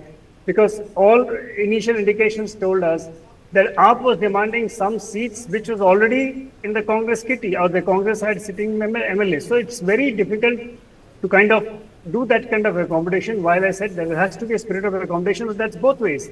So I don't know how it works, because it's a give and take. You walk 2 steps, I walk 2 steps, and then we see where to cross the bridge. But that doesn't seem to happen. Now it's very easy to say, oh, if this will happen, of course. That's not to whitewash what Mr. Hooda and his election management team should have done. What was the election coming their way? They kind of blew up the chance. That's very, very clear. But just to say AAP is the only factor, I will tend to not. No, nobody is saying AAP is the only factor, sir. No, it's not about AAP. It's about accommodation. It's about political. I think the larger point which Ajit was trying to make and Brijesh were trying to make was political accommodation. In the sense कि थोड़ा अगर आप बांट देते, वो additional strength Akhilesh की और केजरीवाल की लगती, तो maybe this would if you're winning 70 seats out of 90 seats, please don't accommodate anybody. You're not winning. I mean, you're almost winning 1/3 of the state. Same was with Kamal Nath. You have no idea the kind of drubbing in which was staring at your face, and you were refusing to accommodate another party for 2 seats. नहीं ठीक है. Let's put this question to Nasir Hussain, spokesperson of the Congress Party. Mr. Hussain. सुन पा रहे हैं? Hello. Mr. Hussain, am I audible to you? Yes आपकी आवाज आ रही है मुझे. ठीक है, तो मैं आपसे पूछ रहा हूँ, ये हुआ क्या हरियाणा में? आपका जैसे कहते हैं ऑन स्पॉट एनालिसिस क्या है? ये लोग तो कह रहे हैं कि जीता हुआ मैच हार गए आप. नहीं, चंद सीटें कम आ जाने से हारना नहीं कहते. इससे ये मैंडेट, जनता के मैंडेट ही हारे, क्योंकि जनता ने बीजेपी को मैंडेट नहीं दिया था. तमाम सर्वे हो, तमाम लोग, क्योंकि किसान परेशान थे, जवान परेशान थे, अनएम्प्लॉयमेंट बहुत बड़ा मुद्दा था, पहलवानों का मुद्दा था. तमाम लोग नाराज होने के बाद बीजेपी को ये मैंडेट आता है तो हमें चौंका देता है. ये एकदम मतलब ये हमने इस नतीजे की कल्पना भी नहीं की थी, जो नतीजा आ जाएगी. मगर इसके ऊपर हम विचार विमर्श कर रहे हैं, कहाँ हमसे चूक हुई है, कहाँ कमी हुई है. मगर इतना तो है कि ये जनतंत्र की जीत आज दिख नहीं रही है. ये पूरी तरह से एक साजिश की एक जीत दिख रही है. इस मैंडेट को हम इतने आसानी से मानने वाले नहीं है. इसके ऊपर हमारी विचार विमर्श कर रहे हैं, कहाँ किसने किस तरह से खेला किया गया है, किस ईवीएम के साथ खेल हुआ है उसके ऊपर पूरी कंप्लेन हमारे पास आ रही है। चंद दिनों के ऊपर हम लोग इसी से मीटिंग करेंगे, इसी से इसके ऊपर बात करेंगे, कहाँ कमी है उसको हम दिख रहे हैं। क्योंकि आपने देखा जहां भी 90% ईवीएम चार्ज था वहां कांग्रेस हार गई, जहां 60 to 70% ईवीएम था वहां पे हम जीत जाते हैं। ऐसा क्यों है, कहाँ कमी रह गई? आखिर आप देखिए तो खाली हरियाणा नहीं था, जम्मू एंड कश्मीर में था। जम्मू एंड कश्मीर के अंदर जनता ने इन्हें क्यों रिजेक्ट कर दिया? 370 का इन्होंने पूरे तमाम इलेक्शन में नारा देते थे, पूरे देश में इलेक्शन भी उसके ऊपर लड़ा। क्या हुआ? जनता ने उन्हें घर बैठा दिया, जनता ने उन्हें नकार दिया। पर हरियाणा में हमें खुद शौक लगता है हम तमाम लोगों को, जिस किसान के ऊपर इन्होंने इतनी जुल्म किया हो, जिस किसान के ऊपर कील कांटे बिछा दिए हो, जिस किसानों के ऊपर जुल्म बेतहा रही हो, वो किसान इन्हें वोट दे रहे हैं। नासिर साहब एक सवाल पूछना चाह रहे हैं। एक सवाल मैं पूछना चाहता हूं। अंग्रेजी में कहावत है, what is sauce for the goose is also sauce for the Gander. आखिरकार यदि कोई पार्टी या कोई इलेक्शन कमीशन यदि ईवीएम ही खराब करना है तो आपको लगता है हरियाणा के बजाय वो जम्मू कश्मीर का ईवीएम नहीं रिक करते, जहां आर्टिकल 370 पे एक मिनी रेफरेंडम है जहां वो हार गए? और आप ये कह रहे हैं कि ये जनतंत्र नहीं है। आप जो एग्जिट पोल नहीं देख पाया उसको तो उसकी तो आपने उसकी आलोचना आपने 2024 के जनरल इलेक्शन में कर दी, इसमें आप आलोचना मानने को तैयार, इसमें आपने एग्जिट पोल को शाश्वत सत्य मान लिया। ठीक है, आपकी सवाल जायज है, मगर आप एक 1 by 1 एक से बात करिए, 10 में से 7 आदमी आज उनके खिलाफ है, फिर वो कैसे वोट आ सकता है? भाई साहब मुझे लग रहा है कि फिर आपने कांग्रेस कार्यकर्ताओं से ही पूछ लिया होगा 10 में से 7, वरना रिजल्ट तो एकदम उल्टा है। ये रिजल्ट मैं कहता रहा हूं, ये मैंडेट जनतंत्र के खिलाफ आया है। इतना आसानी से नहीं हजम हो सकता है जितनी आसानी से ये सब कुछ दिख रहा है। इतना आसान नहीं है। जिसके खिलाफ इतना एंटी-इंकम्बेंसी हो, जिनके खिलाफ जनता नाराज हो, जनता सड़कों पे हो, तमाम किसान, नौजवान, फार्मर, उनसे, और फिर ये मैंडेट आता है तो कौन लोग हैं जो उनको वोट दे रहे हैं? भाई ये तो जानने का हक है ना, कौन दे रहे हैं वो वोट, कहां से ये वोट आ रहा है? तमाम जब किसान उनसे नाराज हो सकते हैं, महिलाओं की अस्मिता को लूटा जा रहा था, इस किसानों के साथ कील कांटे बिछाए जा रहे थे, उन पे फर्जी केस दिखाया जा रहा था, उन्हें किस किसान तो इनसे लंबे समय से नाराज हैं। लेकिन पश्चिम उत्तर प्रदेश में जब चुनाव हुआ तो पश्चिम उत्तर प्रदेश में इन लोगों को अच्छी सीटें मिली। इसके पहले भी इनको बड़ा कोई विशेष दिक्कत नहीं हुई। सेम आदमी, सेम सेट ऑफ आदमी, लोकसभा में 5 सीट आपने जीती। जब कुमारी शैलजा आपकी नेत्री कहती हैं कि हार के कारणों का जांच किया जाएगा, तो ईवीएम के अलावा वो उनके इन कारणों का जिक्र करना चाहती हैं। हार के कारणों की तो जब भी कोई चुनाव हार होती है तो उसकी जांच होती है, उस पर हम चर्चा करते हैं, कहाँ कमी हुई, कहाँ क्या रही, उसके ऊपर हम सब चर्चा करेंगे, सीनियर लीडर बैठेंगे। मगर मैं जो कहना चाह रहा हूँ, इस तरह की मैंडेट की कल्पना किसने की थी? ये मैंडेट कैसे हो सकता था? इसके ऊपर आप सोचिए। ये मैंडेट जनता के खिलाफ है, ये जनता के लिए नहीं हो सकता। आप इसको इतनी इजीली मत लीजिए कि जितना इजीली आपको दिख रहा है। किसानों के खिलाफ ये मैंडेट गया, नौजवानों के खिलाफ ये मैंडेट गया, महिलाओं की अस्मिता के खिलाफ ये मैंडेट गया। तो ये कैसा मैंडेट है, ये तो जानने का हक है ना साहब। मैंडेट कैसा है आपके सामने दिख रहा है। भाजपा 2014 से ज्यादा एक सीट ज्यादा लेके आई। नहीं, आप इसी मैं आपकी बात समझ रहा हूं। ये नासिर साहब, सुबह तक तो मुझे भी यही आइडिया था। मैं झूठ नहीं बोलना चाहता और कहना चाहता, क्लेम करना चाहता कि मुझे बहुत पता था। सुबह तक तो मुझे भी यही आइडिया था, लेकिन जो रिजल्ट आपके सामने है नासिर साहब, इसके बाद तो आप मतलब कुछ भी कहें उसका कोई मतलब तो बचता नहीं है। नहीं, वोट शेयरिंग देखिए, इक्वलिटी दिखा रहे हैं, लगता है बराबर है। ऐसा सीट उनका बोले चंद सीटें ज्यादा आ जाने से, मैं आज भी कहता हूं ये मुद्दे मेरे खत्म नहीं हो जाएंगे। किसानों के मुद्दे उतने ही बुलंद आवाज से उठेंगे, मजदूरों के आवाज, अनएम्प्लॉयमेंट के, महिलाओं के, सुरक्षा के, ये तमाम मुद्दे खत्म होने वाले नहीं है। ये मुद्दे जिंदा रहे। चंद सीट हम पिछड़ गए, मगर आप देखिएगा चंद दिनों के बाद ये सरकार स्टेबल नहीं रह सकती। नासिर साहब, चैन से बैठने नहीं देंगे। आप ये सोचिए, आपकी तरह यदि जेजेपी ये कहती है कि हम 10 से 0 हो गए क्योंकि हम भाजपा के साथ गए, लोगों ने कहा कि जेजेपी 0 हो गई क्योंकि वो भाजपा के साथ गई। सेम बीजेपी को जनता ने 8 सीट और एक्स्ट्रा दे दी और एब्सोल्यूट मेजॉरिटी दे दी अपने से। आप मतलब मुद्दे तो आप उठाते रहिए, वो तो एज ऑपोजिशन लीडर का काम है। लेकिन जेजेपी की बात करी सर, जेजेपी को वोट कौन सा मिला था? पूरे बीजेपी के खिलाफ वोट मिला था। वो बीजेपी के साथ अगर मिल जाए तो उन्हें 0 ही आना था। ये कोई नई बात नहीं थी, ये उन्हें भी मालूम था कि उन्हें वो बहुमत नहीं आएगी। जो 10-15% उनको वोट पहले मिल गया था, इस बार नहीं मिलेगा, क्योंकि तमाम लोगों ने उनके मुखालफत में, बीजेपी के मुखालफत में आके उनको वोट दी थी। तो आज उनके दिख रहा होगा, पर जेजेपी की वोट हो चाहे किसी, वो वोट शेयरिंग बराबर आके सीट उनकी ज्यादा आ जाती है। कहीं ना कहीं कमी है। हम इसके उस मैंडेट के ऊपर हमारी पैनल बैठेगी, उसके ऊपर देखेगी कहां हमसे कमियां रह गई, उस पर हम देखेंगे। मगर इस मैंडेट को इतने आसान तरीके से हम एक्सेप्ट कर ले, ये नहीं हो सकता। ईवीएम की बात कर रहे हैं, मैं आपकी बात मान लेता हूं, चलिए आप ईवीएम करें। मैं कह रहा हूं आप कुमारी शैलजा, रणदीप सुरजेवाला और भूपेंद्र सिंह हुड्डा से पूछेंगे कि हार कैसे हुई, क्योंकि जीत के क्यों नहीं पूछा जाएगा?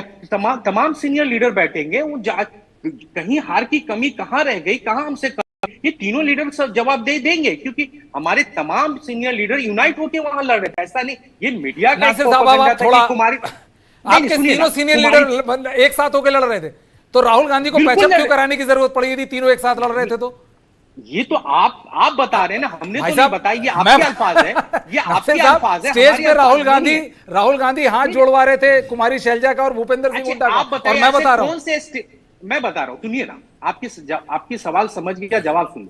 किसी भी स्टेट में इलेक्शन होता है, तमाम सीनियर लीडर, अगर आप चाहे महाराष्ट्र जाए, बिहार जाए, यूपी, तमाम सीनियर लीडर एक साथ हाथ उठाते हैं, मिलाते हैं, ये एक परंपरा रही है। आप इसको, क्योंकि आपके दिमाग में वो बैठ चुका है कि तीनों अलग चल रहे हैं, तो इसलिए आपको वो सवाल दिख रहा है। मेरे को कांग्रेस के दिमाग से कंपेयर कर रहे हैं, कांग्रेस के दिमाग में मेरे दिमाग में कैसे हुआ? Let me play out the bite of Kumari Selja. निराशाजनक है नतीजे। हम सुबह तक हमें पूरी उम्मीद थी, हमारे सभी वर्कर बहुत निराश हैं, क्योंकि इन्होंने जो 10 साल सहा है कांग्रेस पार्टी के लिए, इन्होंने खून पसीना बहाया है। आज जब ऐसा नतीजा आता है तो निराश हो जाते हैं सब, निराशाजनक बात है ये।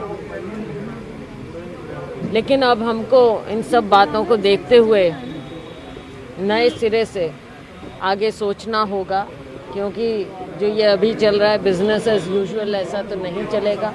कहाँ हमारी कमियां रही हैं, क्या कमियां रही हैं, इसके बारे में देखना होगा। कौन जिम्मेवार रहे, पार्टी को किस तरह से स्टेट में सींचा नहीं गया, तालमेल नहीं रखा गया, जो कौन लोग हैं जो जिम्मेवार थे सबको साथ लेकर चलने के और पार्टी को एक दिखाने के और सबको बैलेंस आउट करने के, वो भी बातें हैं। स्टेट में क्या मैसेज गया है, किस लिए लोग कांग्रेस की सरकार बनाते हुए पीछे हट गए हैं। जो एक माहौल बनाया राहुल जी ने, वो उस माहौल को एकदम निगेट कर दिया, ख़त्म कर दिया। इसके लिए क्या कारण हुए, ये सब बातें देखनी पड़ेंगी। मिस्टर नासिर जी, अब नाउ यू रिस्पॉन्ड टू कुमारी। अब आप बताइए, कुमारी शैलजा जी भी, मैंने जो हम कह रहे हैं वही वो कह रही, कह तो रहे कहां हमसे कमी रह गई, कहां हमारे वर्कर से कमी रह गई, उस पर हम जांच विचार तो करेंगे ना। हार का एक तो उस पर रिसर्च होता ही है कि कहां हमसे कमी हुई है। ऐसा नहीं है हर हार के बाद हमारे लोग बैठते हैं। मैंने कहा तीनों लीडर बैठेंगे, तीनों लीडर आपस में जांच करेंगे, हमारी सीनियर लीडर बैठेगी, हमारे अध्यक्ष बैठेंगे, सब बैठ के इस पर विचार विमर्श किया जाएगा। कहीं ना कहीं तो हमसे कमी हुई है, वो ईवीएम में कमी हुई है, या हम अपनी बात बचाने में कमी रह गई, या हम लोगों तक वो मैसेज नहीं दे पाए जो हम कहना चाह रहे थे। आखिर कहां कमी रह गई, ये तो हम उस पर विचार विमर्श करना ही पड़ेगा, क्योंकि ये नतीजा पूरा तरह से आशाजनक तो नहीं है, पूरा निराशजनक है। ये किसी ने कल्पना भी नहीं की थी, सपनों में भी हमने नहीं सोचा था ये नतीजा है। तो वो उनकी पीड़ा है जो वो बयान कर रही है, क्योंकि काफी मेहनत की है, और उस मेहनत को वो अपनी जुबान पे बयान कर रही है। इसमें ऐसा नहीं कि वो हुड्डा जी के खिलाफ बोल रही हो, सुरजा जी के खिलाफ बोल रही है, ऐसा किसी के खिलाफ नहीं। नासिर जी बोल तो वही रही है। एक सवाल मैं आपसे बस और पूछना चाहूंगा, उसके बाद कार्तिकेय आपसे पूछेगा। मैं एक सवाल ये पूछना चाहता हूं, आपको नहीं लगता इस हार में जो अप्रत्याशित है, इसमें कोई दो राय नहीं है? कम से कम मैं ओपनली एक्सेप्ट करता हूं कि इतनी बुरी हार कांग्रेस की मैंने नहीं देखी थी, मतलब मैं नहीं सोचा था। क्या इससे इस धारणा को बल मिलेगी कि जब भी पिछले 10 साल से 12 साल से BJP versus Congress direct fight होती है, तो बीजेपी कांग्रेस को बड़े आराम से हरा देती है? ये अदर एलआई पार्टनर्स हैं इंडिया अलायंस के, जो बीजेपी को कड़ी टक्कर देते हैं, उन्हें हराते हैं, लेकिन डायरेक्ट फाइट में बीजेपी से कांग्रेस कभी नहीं जीत पाती, मतलब बीजेपी से कभी नहीं है। बीजेपी बहुत मास्टरमाइंड पार्टी है, वो किस तरह से एजेंडा सेट करते हैं हम सब जानते हैं। किस तरह से बीजेपी की बी टीम बन के वहां पे कई लोग इलेक्शन भी लड़ते हैं। आज नाम लेना के दिन नहीं है, जो उनको फायदा पहुंचाने की काम करते हैं, जो हम कांग्रेस के वोट को कैसे बांटा जाए, जो खेल वहां पे खेला जाता है वो हम सब जानते हैं। तो बीजेपी ऐसा नहीं 1-to-1 कांग्रेस के खिलाफ ही वो पार्टी आके लड़ती है। वो पार्टी तेलंगाना में जाके नहीं लड़ेगी, वो पार्टी दूसरे जहां 1-to-1 जहां पे दूसरी पार्टियां वहां जाके वो नहीं लड़ेगी। आप देखेंगे कर्नाटका में नहीं लड़ेगी। जहां कांग्रेस की 1-to-1 फाइट होगी वो पार्टी जरूर आ जाती है। आप अरविंद केजरीवाल की बात कर रहे हैं? मैं ये बोलने की जरूरत नहीं है, जिसको समझना है कुछ समझिए आप। ठीक है। तो कौन पार्टी बीजेपी को फायदा पहुंचाता है वो सब कुछ जनता देख रही है। आई थिंक वोटों का बंटवारा, ओके, ठीक है, वोटों का बंटवारा कैसे किया जाता है वो आप देख लीजिए। ठीक है। नहीं तो वो पार्टी तेलंगाना में क्यों नहीं लड़ती, वो पार्टी जाके कर्नाटका में क्यों नहीं लड़ती, वो पार्टी दूसरे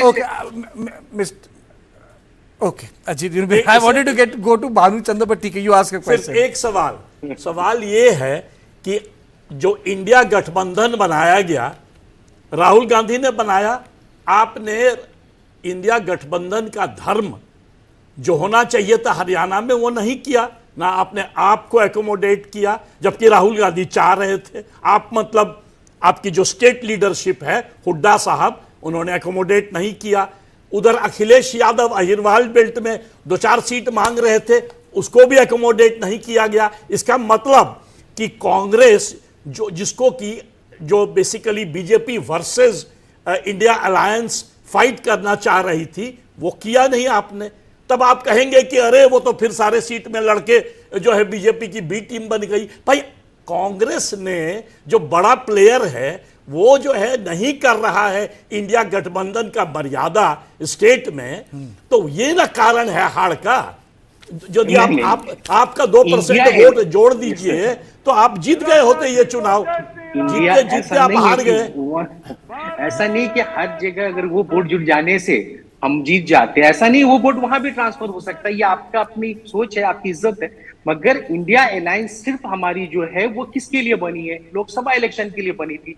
स्टेट इलेक्शन के लिए हम जहां के हिसाब से अलायंस करेंगे। महाराष्ट्र में हम लड़ रहे हैं तो वहां विकास अघाड़ी के साथ लड़ रहे हैं, यहाँ लड़ रहे हैं तो हम दूसरे पार्टियों के साथ हैं। तो सारी पार्टियों को एक स्टेट में अकोमोडेट नहीं किया जा सकता। वो आप भी समझते हैं, सीट का मर्यादा होता है। 90 सीट है, 90 सीट में हमारे कार्यालय, कोई हमसे 25 सीट मांग ले, कोई 20 सीट मांग ले, कोई 10, तो नहीं हो सकता, पॉसिबल नहीं है। और जरूरी नहीं होता है कि लेने से सारी सीट पे नतीजा बदल जाएगा।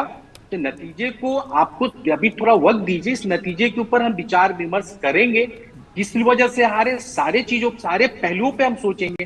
कहां हमसे कमी हुई है, अलायंस में कमी हुई है या ईवीएम में कमी हुई है या लीडरशिप के हमारे समझाने में कमी हुई, तो उसके तमाम हमारे लीडरशिप बच के उस पर विचार विमर्श करने वाले हैं। हुसैन साहब, आप 11 सीट से हारे हैं, आप 7 सीट मांग रहा था अखिलेश यादव 3 सीट।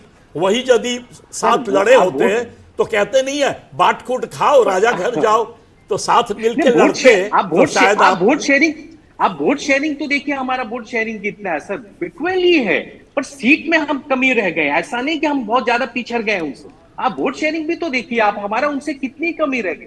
हर स्टेट में आप जाएंगे तो कई पार्टियां लड़ती है, सबके साथ नहीं अलायंस हो सकता। हर स्टेट की अपनी मर्यादा होती है, अपने लोगों की होती है। आप ऐसा नहीं कि उनका 1+1 हमारे पास आएगा ही, ऐसा कुछ नहीं है कि उनका वोट ट्रांसफर हो सकता है। नहीं तो बिहार क्या, अगर आप जो बिहार को ही आप देख ले तो बिहार में हमारा और आरजेडी का अलायंस देखते पर वो नतीजा नहीं बदलता है। तो हर जगह आप नहीं तो बीएसपी और समाजवादी पार्टी का ये जोड़ लेते तो Mr. Hussain, I think what is required is a pure post-mortem, but it also tells you that the Bharatiya Janata Party has been able to stop a comeback of Congress party in North India. Haryana would have opened a lot of doors and opportunities for you. This opportunity, the party has been denied. There is a loss of momentum, which you guys had acquired after 2024 Lok Sabha election. Bhanu is also there with me. Bhanu, you must have gone through data in the meantime. What's your assessment of Haryana? So I think, you're all veteran political analysts. Like, in elections, like veterans bite the dust most. Yeah, don't call me veteran. They are the ones biting the dust. So you can be a veteran. Don't call me veteran. Okay, so see, in some elections, like there is a pro or anti wave against the party. There is some issue or the other that takes preeminence. This election is about hard-knuckled execution. It is about booth management, ticket distribution, going door to door and doing all the difficult stuff. And I think that is where I think Congress lost the plot. And for the BJP, the RSS also jumped in and was very active this time. And see, it's as if politics doesn't allow us to form a theory or a formula for success. Because if you look, in the post-mortem analysis of Lok Sabha elections, we said in Maharashtra that the BJP did not do well because it angered the Karyakartas. It brought in turncoats. There were dynasts that were actually brought in. All these things are present in Haryana as well this time. And BJP still won. So I think it is one of those things that actually makes you scratch your head.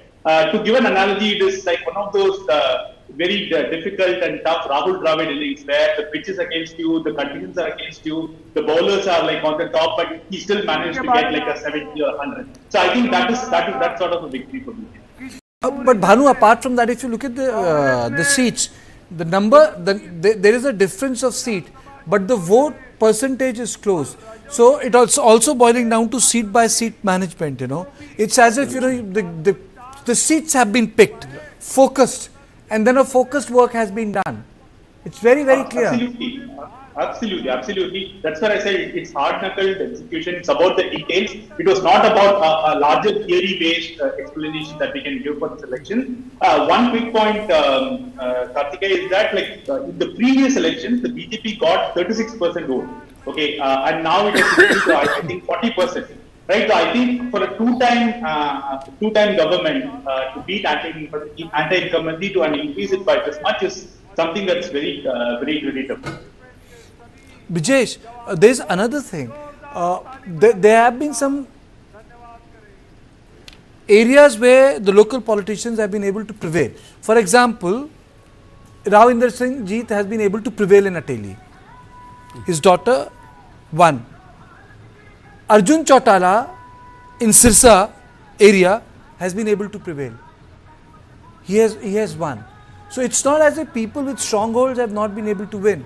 But if you neatly look at the seats, it is also telling you not only Congress lost the Jat vote or the Jat stronghold, it was unable to actually find a foot in those traditional areas which were opposed to Jat. The flip happened on both the sides. Well, Karthikeya, I personally feel, and I agree with, a line of what Omar Abdullah said, that, that the talk of dynasty or being dynasty or dynasty politics is just a very convenient narrative. Because, even if you're a dynast, Rahul Gandhi is a dynast. But has he not lost election? Yes, he has. Has he won election? Yes, he has. If you don't win election 2 or 3 terms, you will be rendered. So I don't buy into that, that regional people with strongholds in the area would not win the area. The second part is that the biggest challenge, I think, for the Congress party was that it was not able to capitalize on its core vote, courtesy Bhupender Singh Hooda, which is the Jat vote. It could not get the entire Jat vote consolidated behind him. The second is that they were not able to reach out to the Dalit vote bank, the Muslims, the other vote banks, the OBC vote banks, which the BJP was able to corner off. They were not able to make big penetration in that, and the part reason is that the message which had gone out that it is a Hooda's say, which was there in almost 60-70% of ticket distribution. This left Kumari Sailja. I don't give that much credit to Randeep Surjewala because he lost his consecutive elections, and also I honestly don't know the kind of political sway he has as far as Haryana is concerned. But I think the Dalit community did get a very, irrespective of the efforts which Rahul Gandhi made of clasping hands of Kumari Sailja and Bhupender Singh Hooda, they got a message that that she is not going to be the queen bee or the chief minister or a prominent chief ministerial candidate if the Congress comes to power. And that reflection is there. The big strategy, the main strategy of the Congress party, which is to get the entire Jat vote united, backfired on them. Did you notice even Shruti Chaudhary won? Yes, she did. See, that is what, the accommodative stance which I was talking about, or which we were talking about, is that until unless either you get 70% of the seat, you say you get 70 out of 90, then everybody will stand and applaud and say that your completely non-accommodative approach worked brilliant for you. If it doesn't, then it will raise questions about the decisions which you took, which forced others to part way with the Congress party. This will happen. And that is the reason why, Bhupender Singh Hooda too has a lot to answer, as is Kumari Sailja. Because it is an open open internal sabotage in front of the Gandhis, and I think it's a repeat of what happened in Madhya Pradesh and Chhattisgarh. Before we go back to the Bharatiya Janata Party headquarters, Prime Minister is expected to arrive in a very short period of time, and then he's expected to give a speech. Do you think it's end of the road for Bhupinder Singh Hooda? Yes, absolutely. Like Kamal Nath? He will be retired? Yes. In fact, for Bhupinder Singh Hooda, there is no future. He's already 77. Next time he'll be 82. Already he has done a major blunder. But you know, something I wanted to point out, I was just looking at the number of seats that the swing seats, as we call it, that the BJP has won, less than 5,000 votes. There are 9 of them. So in a assembly of 90, 9 of them, which means 10% of the seats are basically swing seats. And look at the difference between the two parties, that of 11. Yes. So basically 9 seats. And by the way, when I started looking, I put the meter at 5,000. Most of the seats they have sort of won with 2,800, 2,200. One of them is 32. So what I'm saying is, Congress did a pathetic job of what I would call seat by seat sort of monitoring, as someone here sitting, one of the BJP spokesman called a nano management, call it the micromanagement, and BJP did a wonderful job of that. They went from the booth up, obviously, if 10% of the vote, spot on. So, 10% of the seats they have won with less than 5,000 votes, and the difference is that of 11. You know, that's a very interesting observation. Mr. Pabi, did you hear Ajit say this? In fact, is absolutely right.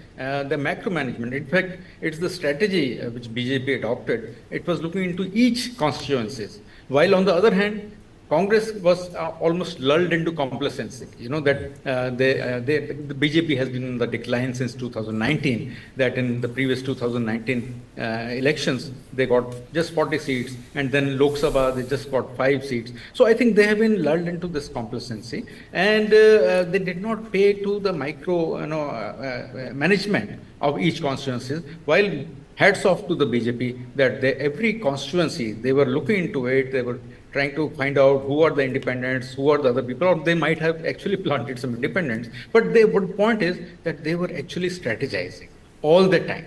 And Congress, on the other hand, just did not care about any alliances or about rebels. They have not gone to the rebels to say, ask them to step down or something.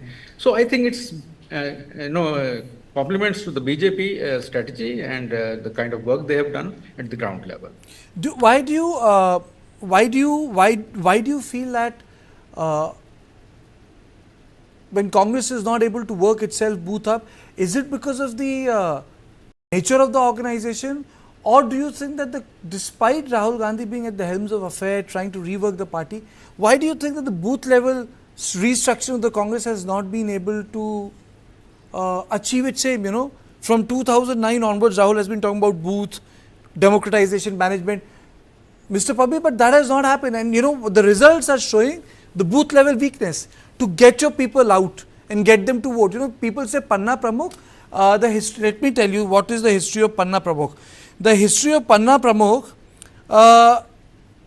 is a strategy which BJP deployed because the Congress had huge vote.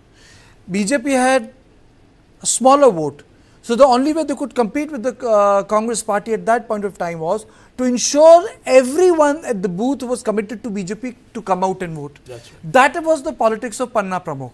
कि हमारे पास 5 हैं, उनके पास 10 हैं, मैं पूरे 5 vote कराऊंगा, उनके 10 में से 5 ही आएंगे.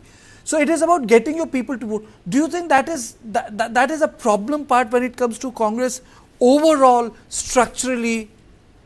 Absolutely. Absolutely. I think I don't remember when they had their good organizational elections in any state or over the state. I mean, it's just nomination that somebody is nominated as president or general secretary. But they hardly ever had, I think for a very, very long time, they haven't had elections at the panchayat level or at the booth levels, to create their own party structure. This is across the country. This is not just Haryana. It's across. And that's where BJP stands out very strongly with having this Panna Pramukhs who are in charge of that particular Panna or that page. So I think BJP has to be given credit for that. While Congress wants to just, touch only the major issues and do not get the micro organization of elections. Okay. Just one point. And the irony is that Congress under Rajiv Gandhi used to have the best poll strategists, right? Yes. Arun Nehru, Arun Singh, Biswajit Singh, all these chaps were so good with numbers. Whereas right now in Congress, there don't seem to be those kind of poll strategists, and which is a real problem. They just assume 27% vote of Jat, hum to jeetenge hi. That I think is the biggest mistake of the Congress party, whereas BJP, as someone was pointing out, Amit Shah ji, Devendra Pradhan, and of course lots and lots of other smaller guys, they spend hours and hours over political strategizing. I think Nasir Hussain wants to come in. Mr. Hussain, I think you wanted to come in, I'm being told. Yes ये जैसा इन्होंने बता रहे हैं कि कांग्रेस की management सही नहीं थी, पोलिंग बूथ, ऐसा नहीं है. दिस इज नॉट करेक्ट कि और booth agent is not there. I have, मेरे पास बीएलए इतने थे, सारे पूरे स्टेट में हमने बीएलए सिलेक्ट किया है, बूथ मैनेजमेंट किया है. चंद सीटें कम आने से कई कमियां हम पे ढूंढने लगते हैं. यही 10 सीट हमारी ज्यादा आ जाती तो आज हमारी मैनेजमेंट की तारीफ हो रही थी कि कांग्रेस ने बेहतर काम किया है, कांग्रेस ने लीडरशिप ने बेहतर काम किया है, राहुल गांधी की अगर ज्यादा सीट आती तो बिल्कुल तारीफ हो रही होती. मतलब अगर आपकी सरकार बन रही होती तो यही तालियां बजाई. आपने ऐसे कौन सी बात कह दी? जीत रहे होते तो आपको तो जीत रहे होते तो तालियां बजी रही होती. सुन लीजिए ना सर, हमारे बीएलए हर बूथ पे हमने बीएलए नियुक्त किया है. हम आपने बोला बीजेपी में कौन सा चुनाव होता है? कब आपने बीजेपी में चुनाव होते देखा? राष्ट्रीय अध्यक्ष का चुनाव होता है क्या? कोई नॉमिनेशन करता है, उनको अध्यक्ष बना दिया जाता है, वो अपॉइंटमेंट किया जाता है. हमारे यहाँ तो राष्ट्रीय अध्यक्ष का चुनाव होता है. Let me put it in perspective. I didn't talk about election. Other people spoke about elections. You can respond to them. I spoke about reorganization of the booth level structure. How do you give you the answer? You could not listen to me. No, listen. Just give me the 2 minutes. Just give me the 2 minutes. Don't lecture me, sir. No, don't lecture me. Don't lecture me. Listen to me. I'm not giving you the lecture. Don't lecture me. Listen to me. I'll give you 2 minutes. I give you half an hour with Brijesh.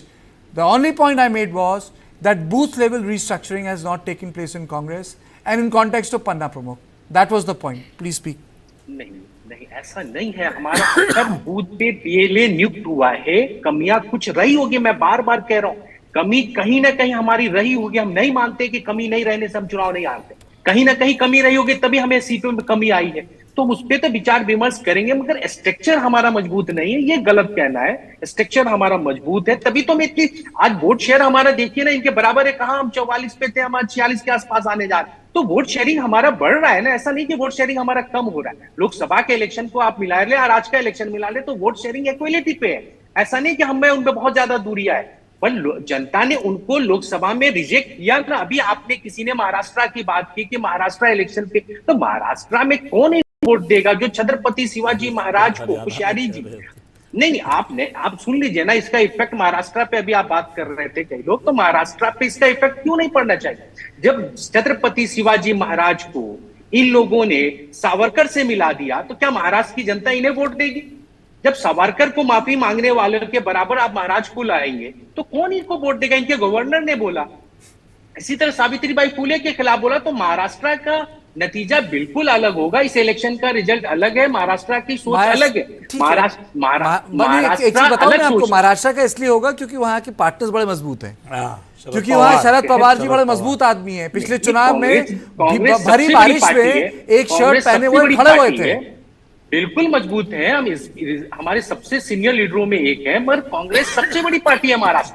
आज की तारीख में हमसे ज्यादा कौन बड़ा है वहां? सबसे बड़ी पार्टी हम है, हमारे बाद ही कोई है वहां पे. तो हम हो चाहे महाविकास आघाड़ी की तमाम पार्टनर हम होते हैं, मगर वहां एक हमारा सेंटिमेंटल जुड़ाव है छत्रपति शिवाजी महाराज के साथ हो, बाबा साहब अम्बेडकर के साथ हो, सावित्री फुले के साथ हो, शेख फातिमा के साथ, उनके साथ हमारा जुड़ाव है. उसके खिलाफ अगर कोई वहां आवाज दे तो महाराष्ट्र की जनता उन्हें वोट नहीं देने वाली. मैं बार बार ये कह, पर बूथ मैनेजमेंट हमारा बेहतरीन है, बहुत मजबूती से हमने काम किया है. कुछ कमी रही है, हमारे सीनियर लीडर्स बैठने वाले हैं हम इसकी, मगर मैं बार बार कहता हूँ फार्मर का मुद्दा हम इनसे नहीं छोड़ देंगे, किसानों का मुद्दा हम इनसे नहीं छोड़ देंगे. हम इनसे वो महिलाओं के सम्मान पे बार बार पूछते रहेंगे. क्यों महिलाओं और पहलवानों पे जब इज्जत पे आबरू पे हमला हो रहा था तब भारतीय जनता पार्टी क्यों खामोश रही? ठीक है, हम ये सवाल तो उठाएंगे ना। भानु, टेल मी, अच्छा भानु, ठीक है, you made your point, क्यों ना हम उठाएं? Okay, you made your point that, ठीक है, you made your point, you have agreed to disagree, we can politely all agree to disagree. Bhanu, tell me, will this have a national impact, the results in Haryana, or do you think that the elections in Jharkhand and Maharashtra will be fought on different pitch? You know, regional elections stay regional. It's a mix of both, I would say. In terms of the momentum of the Congress party is definitely broken. The wind under their sails is sort of weakened now. But there are bigger questions as well. We do not know who is going to be the biggest chart leader in India from now on. Now that Huda is going to take a back seat, so that is going to have a large implication for how the Congress is going to function. I was recently in Jharkhand, and Jharkhand also has its own issues. One similarity, I think, is that, like, I think the Congress made the mistake of, or at least they thought that they could encash the same check twice, the farmers' protest, the Dalit issue, the wrestlers and all. But I think that was actually encashed during the Lok Sabha elections. It did not happen then. Similar thing is going to happen in Jharkhand as well, like where the angst against Hemant Soren is actually building up. So I think there's a bit of both, but I think what's going to happen in Maharashtra is something that's going to be important, because the Jats and Marathas are very similar in terms of how they are placed politically in these states. So if there was an anti-Jat consolidation in Haryana, political strategists will start thinking about whether there can be an anti-Maratha coalition based on the counter polarization against the Marathas. So I think those sort of things will come into play. Okay. So, you know, I was just thinking, the chat we are having, the Prime Minister is late by half an hour, Vijesh. Well, you know, I just forgot that we are all waiting for the Prime Minister. Yeah, I mean, the security is there. Everybody has been, you know, is sitting on the dais. So I think, I mean, it could be arriving any given time. And the surprising part is, you know, generally the speeches would start. Nothing of no, nothing will start before the arrival of the Prime Minister. When the Prime Minister arrives, the party president, which is JP Nadda in this case, he will go there, welcome the Prime Minister, take Prime Minister into, you know, inside there, the dais, then he will receive the applause from the Bharatiya Janata Party cadres. Then JP Nadda will start by, you know, welcoming the Prime Minister. That is how this entire gig is going to be. Brijesh, how come there is no jalebis being distributed? Well, they are being distributed in other parts of the country. You know, there are many other, you know, MOSs, there are ministers who are making jalebis in order to send a message, because jalebi unwittingly, I mean, the sweet delicacy has become a big political bone of contention between the Congress and the BJP. And that is the reason why, if you remember, you know, we also saw Kailash Vijayvargiya eating jalebi in order to send a message that, you know, you were talking of jalebi, this is what we did. And in the morning also, we saw, you know, Congress cadres distributing jalebi in Lucknow, in Delhi and all. So, I mean, nobody would have thought that jalebi became a political contention, bone of contention between the two parties. But yeah, I mean, it's a big, you know, big win for the Bharatiya Janata Party, because it boosts their morale. But yeah, I agree to an extent that, you know, if you talk about Maharashtra, you know, Maharashtra has somebody like Sharad Pawar. Maharashtra has, you know, seasoned leaders who will ensure that the flock doesn't get lost to any one particular direction. They have weathered far more, you know, bigger storms, political storms in Maharashtra. So I think they are much more battle ready than, you know, the state of Haryana was. Haryana has certainly set the narrative now. You see, I mean, they've gotten out of the slumber. The momentum, the narrative, the motivation of BJP will again be high, both in Maharashtra and in Jharkhand. It will be high, but I think, you know, their side, they're more battle ready than in the state of Haryana. Yeah. And we have seen that when it comes to an amalgamation of parties, they have been able to take down BJP with far greater accuracy and consistency. Then the problem is BJP versus Congress, for Congress and India Alliance. It is never BJP versus a strong regional party and Congress party combined. I mean, you know, 2024 general election, they lost, the maximum loss came from Uttar Pradesh, where the Samajwadi Party turned out to be the strongest party, and the Congress kind of piggybacked on the Samajwadi Party performance and got few seats to their kitty. So I think it's going to be a different gig altogether when it comes to Maharashtra. But yes, no doubt about it that it has energized and given a confidence boost. That booster dose the Haryana has given to them. That there is no doubt about it. So the Prime Minister has left 7-hour CR. And I think Prime Minister is going to be arriving at this place by 8 o'clock. So I think it's going to be a sort of a long haul function. I think we are going to hit prime time, 9 p.m. as usual, Ajit, when it comes to Prime Minister. I thought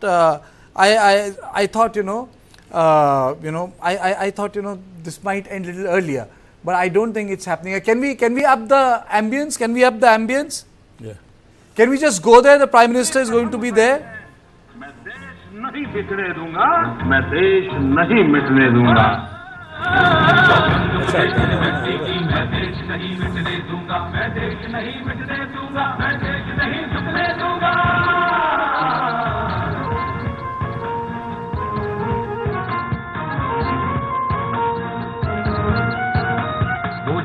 Water.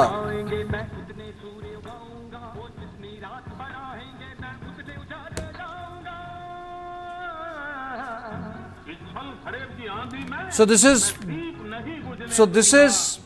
BJP headquarters waiting for the Prime Minister.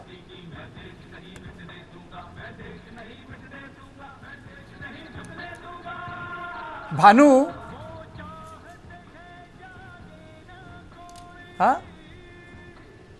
today a lot of people would be giving credit to a lot of people. Who should get the credit? Dharmendra Pradhan should get the credit. Naib Singh Saini should get the credit. Khattar by chupchap, removing from himself from the scene should get the credit. Who gets the credit? And don't be diplomatic here. No, I'm not going to be diplomatic, but the real answer, Karthikeya, is that the BJP's discipline and organizational structure, like doing everything under its control all the controllables. And they did the job, and I think the results took care of itself. Obviously, see, this is a very unusual campaign for the BJP. This was for the first time there was even a BJP anthem that came in the name of the Chief Minister. There was a Naya Kashmir anthem. So it was not the unusual Modi-based campaign that the BJP undertook. So I really think that the BJP's, the organizational structure and the discipline carried the day for them. Okay. But Bhanu, if you look at the way Congress has performed, moving away from the Bharatiya Janata Party, which we have analyzed a lot, do you seriously think that it was subletting this entire election process to Huda, which played the spoil sport, or sending a message that he's the key guy, which led to why was BJP not able to, the Congress was not able to, penetrate into the Dalit vote bank and other vote banks which they had done successfully in other elections? See, this is something I learned in Rajasthan, where Ashok Gehlot always wants to win. There are 200 seats in Rajasthan. The Ashok Gehlot always wants to win just around 100. If it is 120, then Sachin Pilot will be made the chief minister. Right? So there were that he worried about it. I think Huda was also under a similar sort of constraint here. He wanted to just win marginally. But had it been 60, Shelja would have been brought in by the High Command or something like that. So I think he was playing those, and I think he thought that there was a wave against the BJP, and he distributed tickets just based on merit. So I think those factors are there, and the other one is that I disagree with one of the previous panelists who said that the ground game or the booth level structures of Congress is very weak. Because it depends on state to state. In Rajasthan and Haryana, especially with strong regional structure-ups in, say, Gehlot and in Huda, the ground level game is pretty good. Their organization structure is pretty good, but it's not good in many other states. So I think it is not because of that, but I think they, because of the ticket distribution, and they really thought that the same issues that actually flew in the Lok Sabha elections will actually come to help them again, but it did not happen. Also, if you look at BJP's manifesto, it's they actually went into micro issues. They said that they will create boards for the 36 Bharatiris. Amit Shah made an announcement that the creamy layer will be increased from 6 lakh to 8 lakh. These are sort of things that really resonated with the people there. And as I said before, it was not like a macro issue. It is all boils down to the simple small things that the BJP organization was managing. manage to get it done. Okay. So do we get Mr. Saini as the next chief minister again for the next 5 years? I mean, the fact that Mr. Saini came for 6 months, but kind of rescued the party out of that fierce anti-incumbency one was talking at the time when Khattar was the chief minister. Do you think Saini is going to be the next CM for the next 5 years? Yeah, I would guess so, but I think it is giving too much credit to Saini, saying that he rescued the BJP and all that. But I think it's a culmination of factors, ticket distribution, etc., etc. But I would guess that he is going to be the chief minister. I think the speech has started. Just let's cut across to him.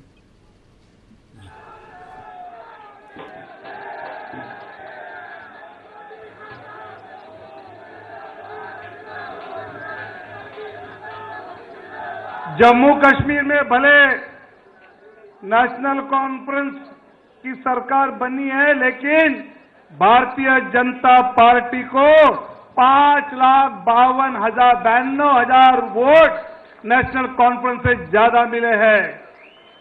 Jammu reason में कांग्रेस ने 29 विधानसभा सीटें लड़ी, उसमें से मात्र एक seat पर रजौरी में 1,404 वोट से वो जीत पाए और जम्मू के लोगों ने कांग्रेस को जम्मू से आउट कर दिया।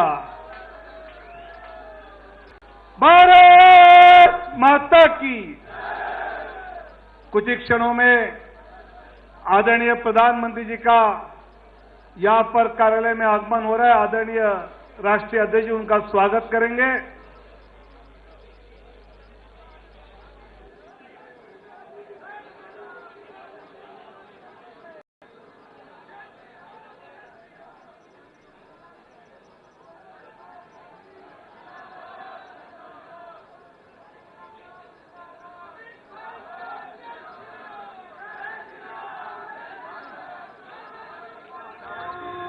मैंने कसम उठाई है, मैं देश नहीं बिखरे दूंगा, मैं देश नहीं मिटने दूंगा।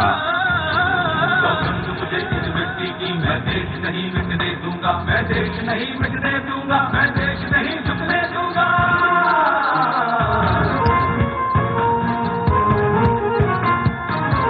आदरणीय प्रधानमंत्री जी का स्वागत हुआ है। हम सब कार्यकर्ता नारों से आदरणीय प्रधानमंत्री जी का स्वागत करेंगे। मोदी जी को जय श्री राम, मोदी जी को जय श्री राम, मोदी जी विकास करो, मोदी जी विकास करो, मोदी जी को जय श्री राम, मोदी जी को जय श्री राम। स्वागत है भाई, स्वागत है, स्वागत है भाई, स्वागत है, स्वागत है भाई, स्वागत है। मोदी जी को जय श्री राम, मोदी जी को जय श्री राम। स्वागत है भाई, स्वागत है, स्वागत है भाई, स्वागत है। कुछ ही क्षणों में आदरणीय अध्यक्ष जी के साथ आदरणीय प्रधानमंत्री जी आ जाएंगे। हम सब नारा दे रहे हैं, अपने अपने स्थान पर बैठ जाए। हम नारा दे रहे हैं, हरियाणा की जीत हमारी है। उसके साथ साथ नारा देना है, हरियाणा की जीत हमारी है, महाराष्ट्र झारखंड की भी बारी है, महाराष्ट्र झारखंड की बारी है। हरियाणा की जीत हमारी है।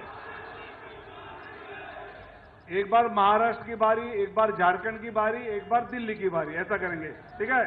शुरुआत दिल्ली से। हरियाणा की जीत हमारी है। अब झारखंड। हरियाणा की जीत हमारी है। अब हरियाणा की जीत हमारी है। बोलो छत्रपति शिवाजी महाराज की, भारत माता की।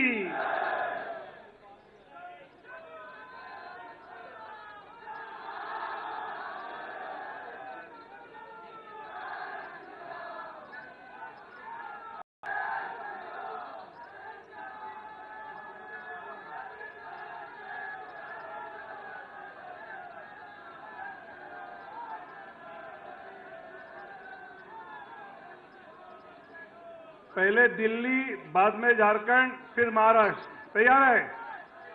हरियाणा की जीत हमारी है, हरियाणा की जीत हमारी है, हरियाणा की जीत हमारी है। एक बार दिल्ली बोलना है, एक बार झारखंड, एक बार महाराष्ट्र। जो दिल्ली बोलेगा उसको टिकट नहीं मिलेगा। हरियाणा की जीत हमारी है, हरियाणा की जीत हमारी है, हरियाणा की जीत हमारी है। भारत माता की, भारत माता की। मोदी जी विकास करो, मोदी जी विकास करो, देश तुम्हारे साथ है। मोदी जी विकास करो, मोदी जी विकास करो। मोदी जी को जय श्री राम, मोदी जी को जय श्री राम, मोदी जी को जय श्री राम। भाजपा जिंदाबाद, भाजपा जिंदाबाद, भाजपा जिंदाबाद। हमारे लोकप्रिय प्रधानमंत्री आदरणीय मोदी जी और आदरणीय अध्यक्ष जी हम सबको मिलने के लिए अभी यहाँ सामने आकर आप सबके अभिनंदन का स्वीकार करेंगे। मोदी जी को जय श्री राम, मोदी जी को जय श्री राम, मोदी जी को जय श्री राम, मोदी जी को जय श्री राम। मोदी जी विकास करो, मोदी जी विकास करो। हरियाणा की जीत हमारी है, हरियाणा की जीत हमारी है, हरियाणा की जीत हमारी है। भारत माता की, भारत माता की। मोदी जी को जय श्री राम, मोदी जी को जय श्री राम, नड्डा जी को जय श्री राम। मोदी जी विकास करो, मोदी जी विकास करो, मोदी जी विकास करो।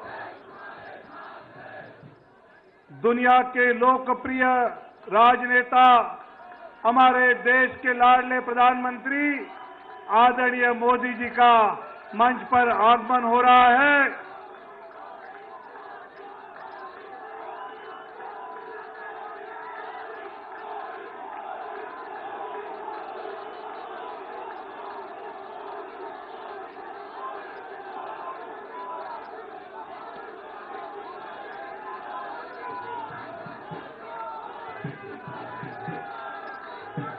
मैं आदरणीय राष्ट्रीय अध्यक्ष जगत प्रकाश नड्डा जी से नम्र अनुरोध करता हूं कि आदरणीय प्रधानमंत्री जी का पटका पहनाकर स्वागत करें।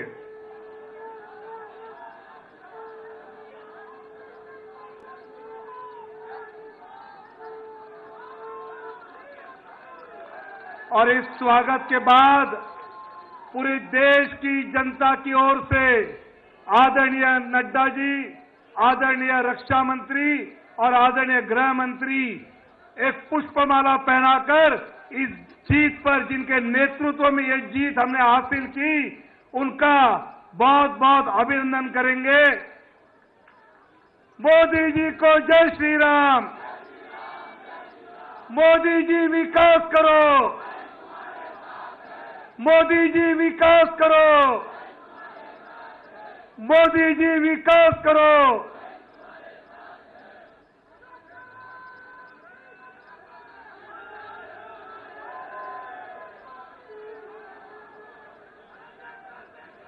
आज के हरियाणा और जम्मू कश्मीर के चुनाव में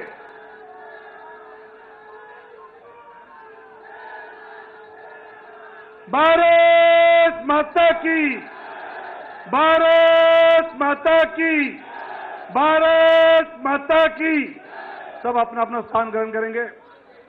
आज जो एक बढ़िया जीत हरियाणा और जम्मू कश्मीर में जिनके नेतृत्व में हमने प्राप्त की है, वो आज यहाँ मौजूद है और जिनके मार्गदर्शन में हमने ये चुनाव लड़ा, ऐसे आदरणीय राष्ट्रीय अध्यक्ष माननीय जगत प्रकाश नड्डा जी से मैं नम्र निवेदन करता हूं कि वो हम सबको आकर यहां संबोधित करें।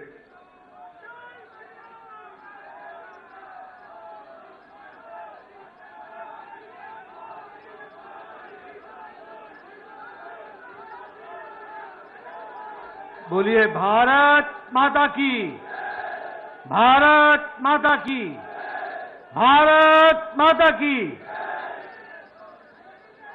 आज के इस आभार कार्यक्रम में हम सबके बीच में उपस्थित हम सबके यशस्वी नेता, भारत के यशस्वी प्रधानमंत्री आदरणीय श्री नरेंद्र मोदी जी,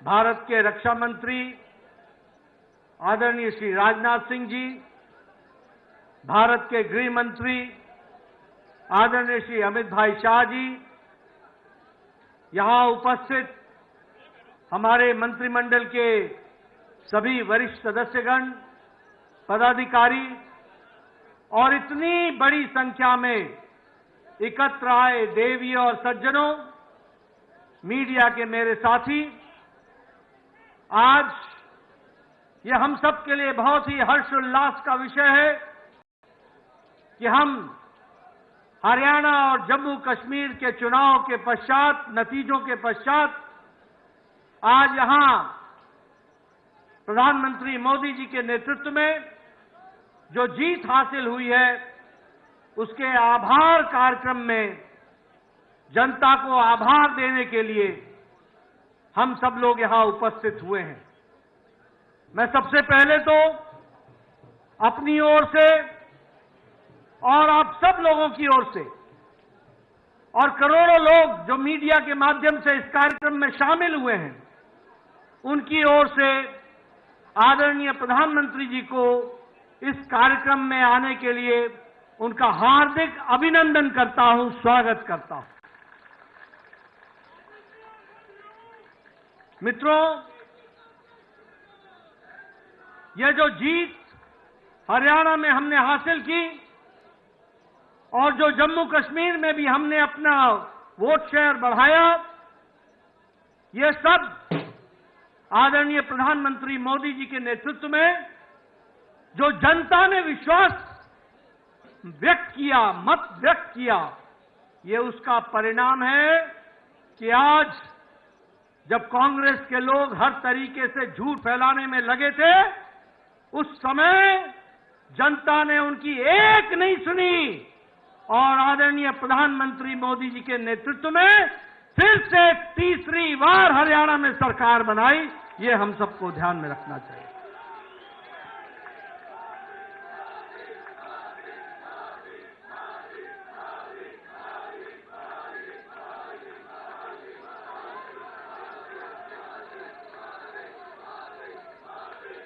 आपका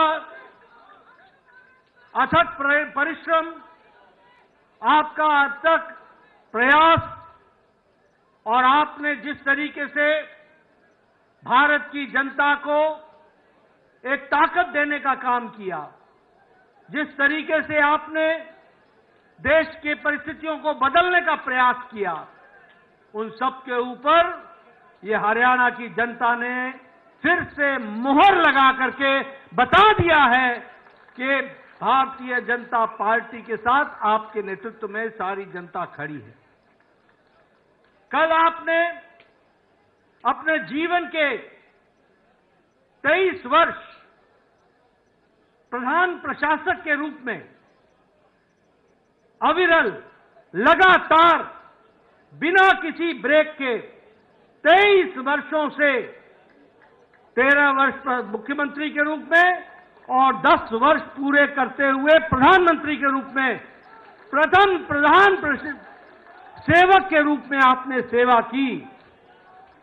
और आज हरियाणा के नतीजों ने बता दिया कि आपके अथक प्रयास, आपका परिश्रम, आपने बिना रुके हुए, बिना ब्रेक लगाए जो भारत की जनता की सेवा की है और जो भारत के मिजाज बना है, वह मिजाज हरियाणा ने उसको पूरा किया है और वह मिजाज को दर्शाता है।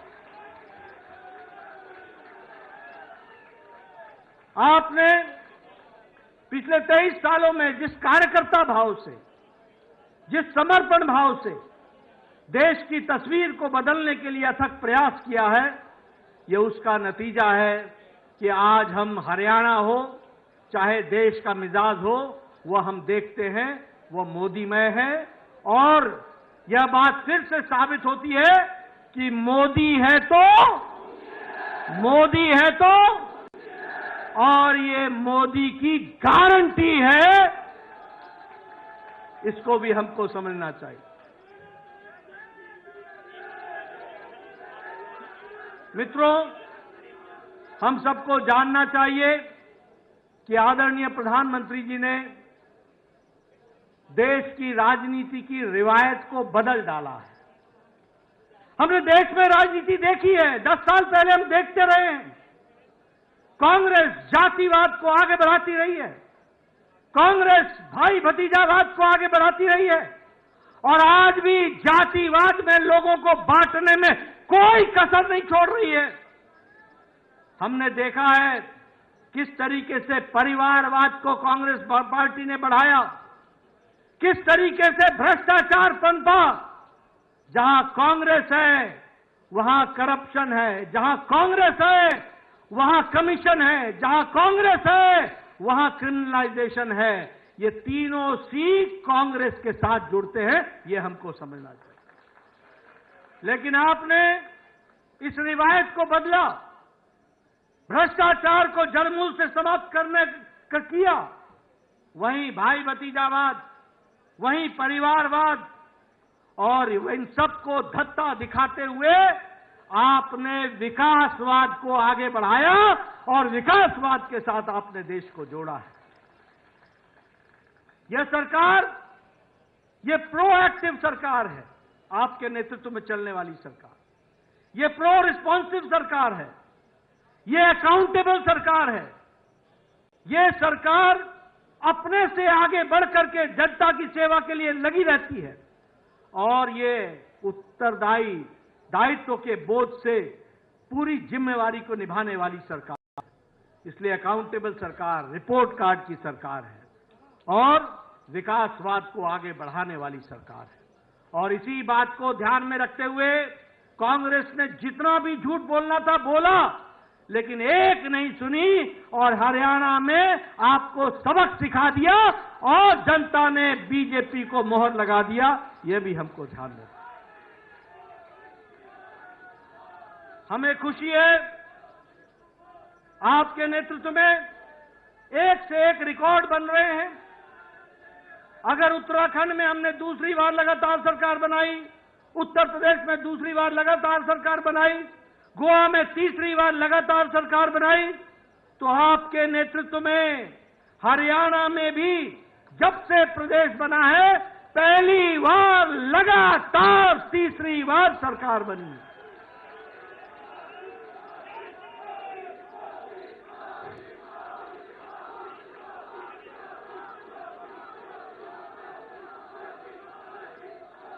मुझे याद है आप हरियाणा के प्रभारी होते थे, हरियाणा के साथ साथ आप हिमाचल के प्रभारी होते थे। हिमाचल के, हरियाणा के आपने जिला जिला, कस्बा कस्बा घूमा। कोई ऐसा कार्यकर्ता नहीं है जिसको आप नाम से नहीं जानते। और आपने वहां पर हरियाणा में भारतीय जनता पार्टी को सशक्त करने की नींव रखी थी। मुझे याद है कि आपने एक विचार बैठक सोलन में बुलाई थी। हरियाणा के सभी पदाधिकारियों को आपने वहां बुलाया था। 3 दिन बैठ करके आपने योजना बनाई थी। उस योजना पर हरियाणा में हम आगे बढ़े और आज आपके नेतृत्व में हरियाणा भारतीय जनता पार्टी का गढ़ बन गया है और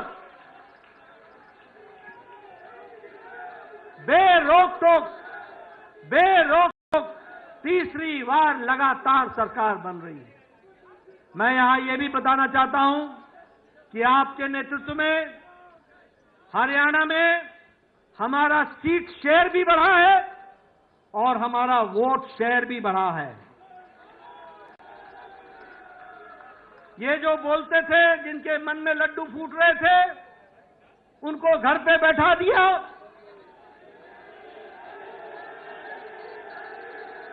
और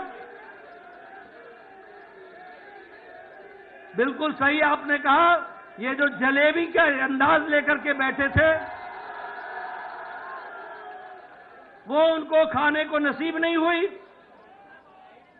ये हमारा वोट शेयर भी बढ़ा, हमारे सीट शेयर भी बढ़ा और सबसे बड़ी बात यह है कि दलित भाइयों में हमारी सीटों में भी इजाफा हुआ और उसमें भी हम आगे बढ़े। हरियाणा आज युवाओं के लिए, किसानों के लिए, दलित भाइयों के लिए, महिलाओं के लिए सबसे पसंदीदा पार्टी है तो वो भारतीय जनता पार्टी है और कमल का निशान है। ये नॉन स्टॉप हरियाणा, ये आगे बढ़ेगा। यह जीत विकसित भारत के कम संकल्प की जीत है और उसके प्रति हमारे समर्पण की जीत है। यह जीत जहां वो समाज को विघटन में डाल करके समुदाय को तोड़ने का प्रयास कर रहे थे, वहां सभी को साथ लेकर के चलने का काम मोदी जी के नेतृत्व में सबका साथ, सबका विकास, सबका विश्वास, सबका प्रयास इसको आगे बढ़ाया है। और कांग्रेस पार्टी ने झूठ फैलाने में कोई भी कसर नहीं छोड़ी थी, कोई भी कसर नहीं छोड़ी थी। लेकिन हरियाणा की जनता ने एक भी नहीं सुनी, एक भी नहीं सुनी। मैं हरियाणा के बारे में एक बात और बताना चाहता हूं।